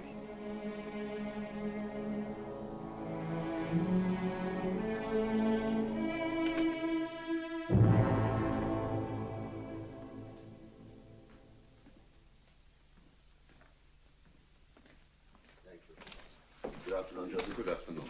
Good afternoon. I'll let Mr. Templeton know that you're here, sir. How is he? Very weak, sir. The doctors say there's no hope. May I speak to you on a very delicate matter, sir? Of course. The time is growing short, and Mr. Templeton should receive the last sacraments. I hesitate to mention it to him, sir, but perhaps... I should be glad to suggest it. Thank you, sir. La cloche dans le ciel qu'on voit doucement teinte. Un oiseau sur l'arbre qu'on voit chante sa plainte. I hear voices. See who it is. Entrez. Mr. Mom, Mr. Dell. Ah, my dear fella, how very nice to see you. And Larry. Well, this is a surprise. Sit down. Sit down. Mr. Mom said you were sick. Did he? Well, I am sick. But you don't look it. You look extremely well. Well, really now, young Mr. Larry Darrell, that's the most sensible thing I've ever heard you say. Of course, he's right. It's only a temporary indisposition. Got the Grand Duke lunching with me on Sunday, and I've told my doctor he must put me to rights by then at all costs. It's too bad this should have happened just now. It's a particularly brilliant season. Are you going to Edna Novi Malley's party? Of course not. Has she asked you? She's asked everybody in Europe. She's giving a great do. Fancy dress. Fancy dress. She hasn't asked me.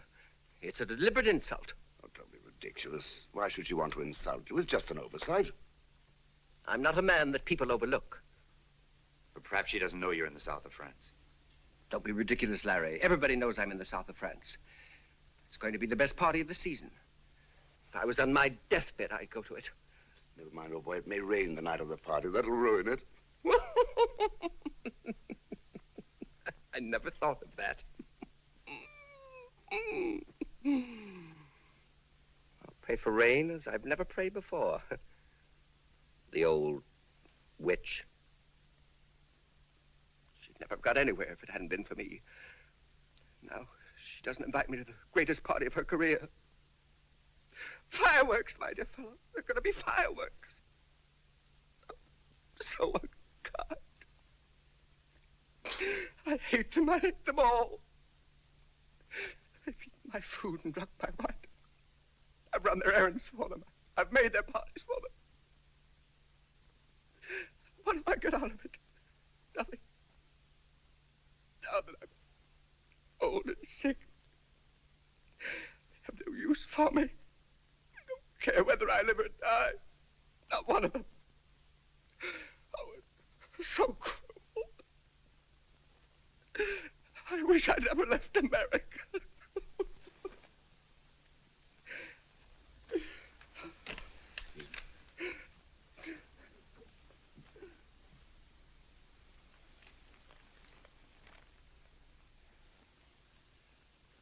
I'm afraid you're very ill, Elliot. Much iller than you think. I was wondering if you'd like to see a priest.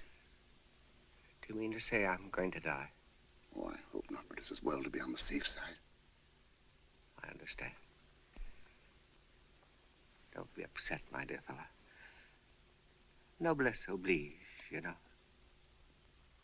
You ridiculous creature, Elliot. Will you call the bishop and tell him I'd appreciate if he'd send Father Charles? He's a friend of mine. I'll go and do that now. Thank you.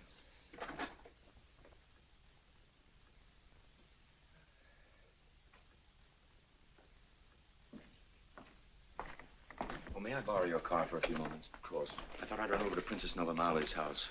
Her secretary's an old Scotch girl that I've known for years, and I think I can do something about that invitation. She's a spiteful woman, Edna. There'll be 1,000 people at that party. It couldn't have hurt her at least to ask Elliot. Leave that to me. Don't worry about the bags, darling. Very well, Take care of darling. them. Mr. Marsh. Larry. Hello. This is a surprise. I had no idea you were here. Hello, Gray. How is he? I'm afraid you've come only just in time. Oh, poor Uncle Elliot. I think he'd like to see you. Come on. Sorry, you're not leaving. I'll be right back.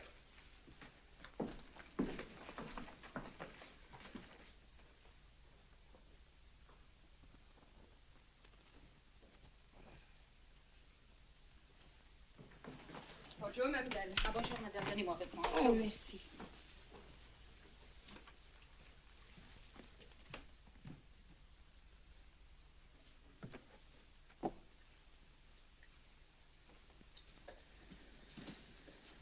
It's more usual to come in by the door, Larry. Hello. I thought the room was empty. Then may I inquire what you're doing here? I'm a burglar, dear. Fancy that now. And I thought for one happy moment that you'd come here to attack me. No, Miss Keith. No, I came to steal a card for the princess's party. She hasn't asked Elliot Templeton. I know she hasn't. She crossed his name off on the list herself. He's awfully hurt at being left out. Well, if he wanted to keep in with her, he shouldn't have said those terrible things about her and her chauffeur. The unfortunate part about it is that they're all true. Well, you have nothing against him, have you? Oh, no. He's always been very nice to me. He's a gentleman, and that's more than you can say about most of the people who come here to fill their fat bellies at the princess's expense. Oh, come, Miss Keith, be a good sport. Give me a card. He won't come. He's dying, and it'll make the poor old man so happy.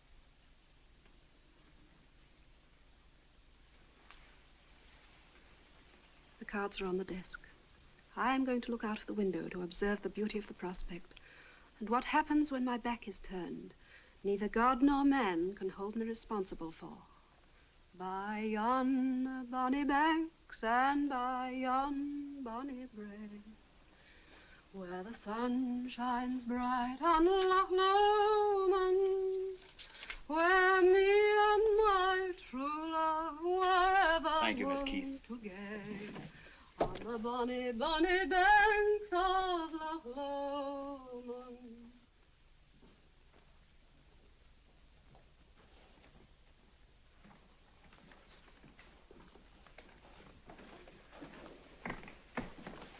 Our poor friend is very low. He was a good man. His defects were on the surface, but he was generous of heart and kindly toward his fellow creatures. You may go in now.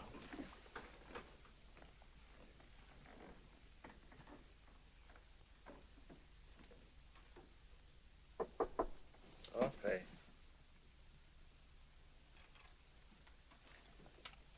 A great honor, my dears. I shall enter the kingdom of heaven with a letter of introduction from a prince of the church. I fancy all doors will be open to me. I'm afraid you'll find the company very mixed. Don't you believe it. There'll be none of this confounded democracy there.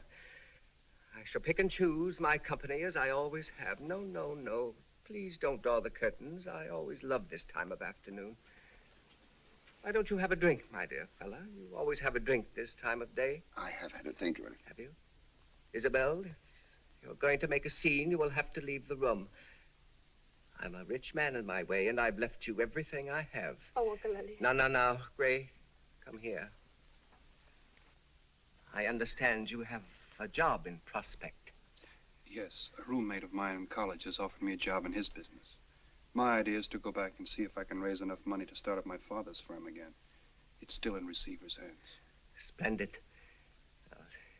You have the money now, my boy. Letter for Mr. Templeton, sir. It's marked urgent. Just, you better stay.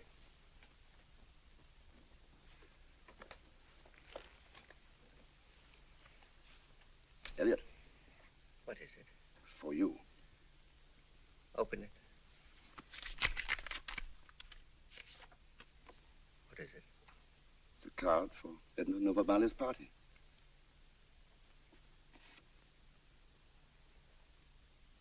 Yeah, what did I tell you? Get a pad and envelope. I'll reply. Oh, no, please, don't bother about that now, Uncle Why Elliot. not? I've always been a man of the world. There's no reason why I should forget my manners as I'm leaving it. Are you ready? Yes, sir. Mr. Elliot Templeton regrets. He cannot accept Princess Noe Malley's kind invitation, owing to a previous engagement with his blessed Lord. The old witch.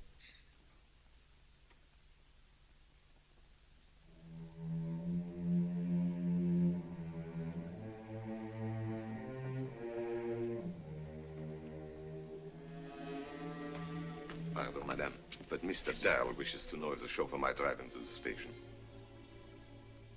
Station? He's leaving? Yes, madame, at 10:30 for Paris. But he didn't say. Yes, yes, of course. Merci.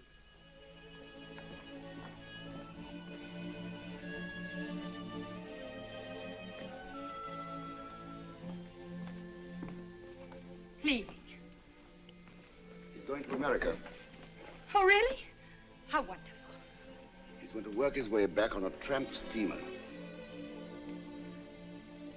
He would do that, but it doesn't matter. At least he'll be home. I'll see him. I wouldn't do that if I were you. But you're not me. All my life, I've done the things other people have wanted me to do. From now on, I intend to do the things I want to do. I intend to see as much of Larry as I possibly can. It may cause you a lot of pain, my dear. I know, but it's a pain that's heavy.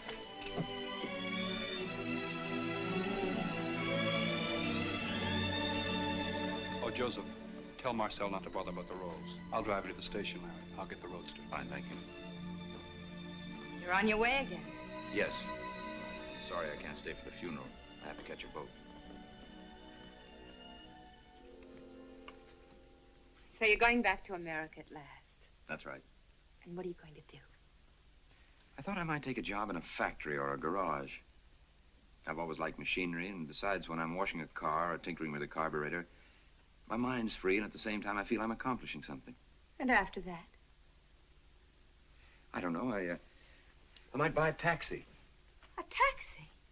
Why not? It's a good life. You're always on the go. You meet a lot of different people. Oh, Larry, for heaven's sake. What you need is a good psychiatrist. Sometimes I think you're completely out of your mind. Just look what you've done with your life. And with mine. What in heaven's name are you trying to prove?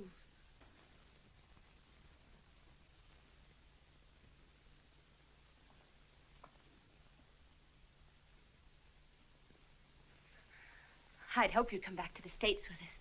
Gray's going into business again, and he'll need all the help he can get. Larry, you've no idea what you've done for him. He spoke of it again only yesterday. You can't see the change, but I can. When you're around, he's different. Much like his old self. Gray's all right. He doesn't need me. But suppose he does. Suppose something goes wrong again and he has another breakdown. You can't imagine what he went through the last time. It wasn't just a matter of headaches or nerves. He was sick, really sick. Larry, I've never told this to anyone before, but for months and months we had to watch him every minute. It wasn't just losing his money and the business his father had built up. It was more than that.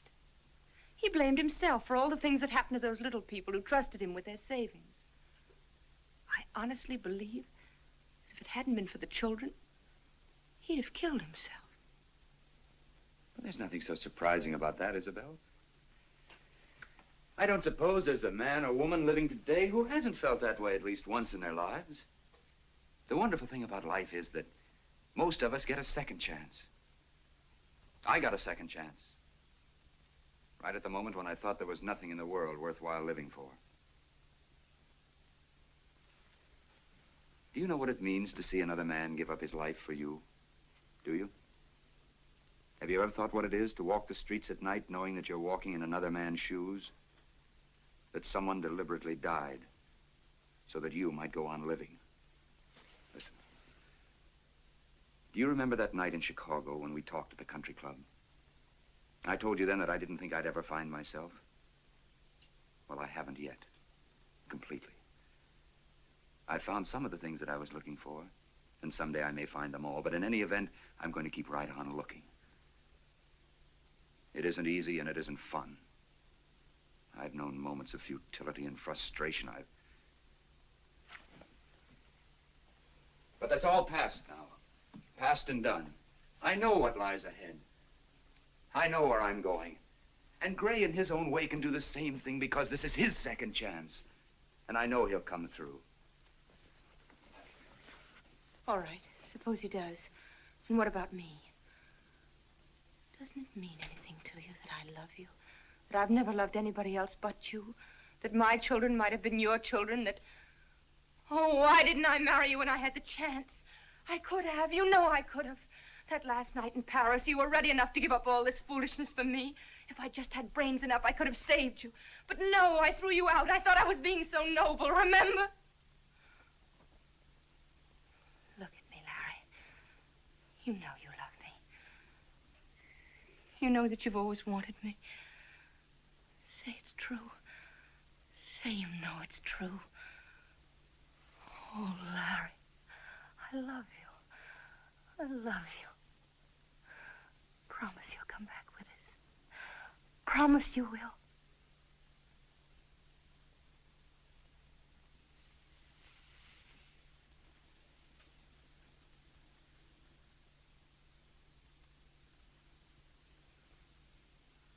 Tell me about Sophie, Isabel.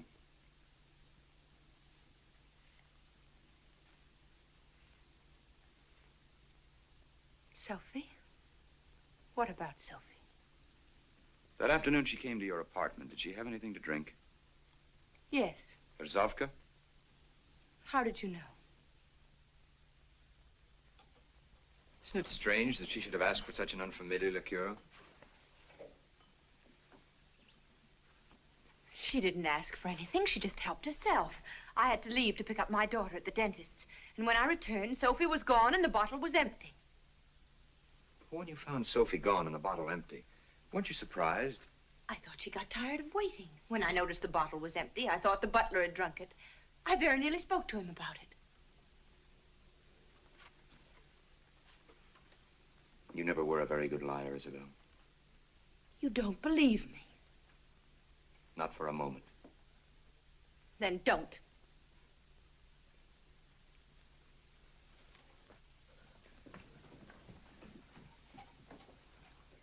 All right, if you want the truth, you can have it. I did it, and I'd do it again.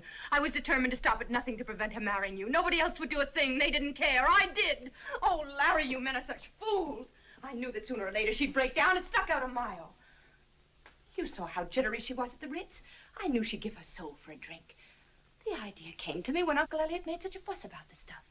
I hated it, but I pretended it was wonderful.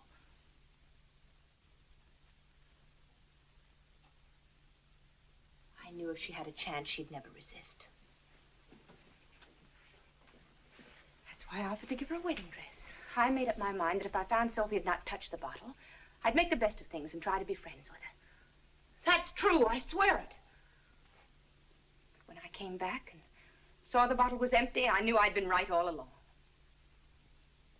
That's pretty much what I thought. Sophie's dead.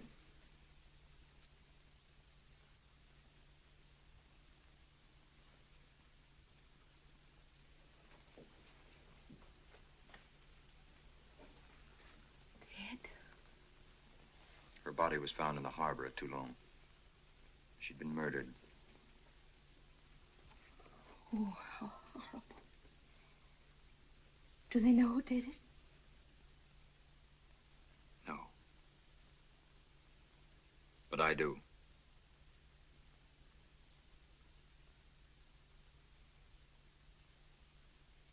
There's no need to be shocked about Sophie any longer, Isabel. I've had the feeling all day that Sophie is where she would want to be most. With Bob and Linda. Oh, I know it's a very usual and simple way to look at it, but it's comforting.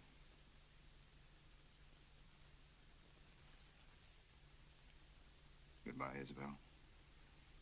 And take good care of Gray. He needs you now more than ever.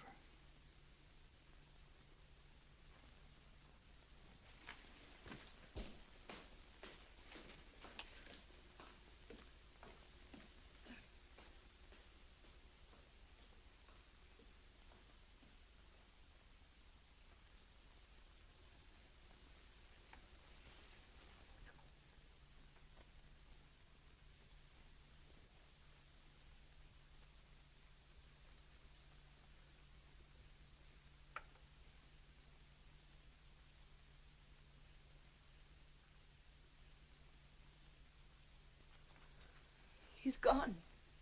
I know.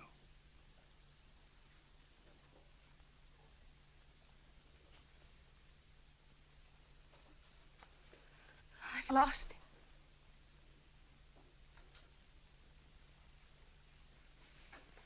Lost him for good. And I love him. I love him so tenderly. Now I've lost him. Do you suppose we'll ever see him again? It isn't likely. His America will be as remote from yours as the Gobi Desert. It's all so crazy, so useless. What is he trying to do with his life? What does he hope to find? My dear, Larry has found what we all want and very few of us ever get. I don't think anyone can fail to be better and nobler, kinder for knowing him. You see, my dear, goodness is, after all, the greatest force in the world. And he's got it.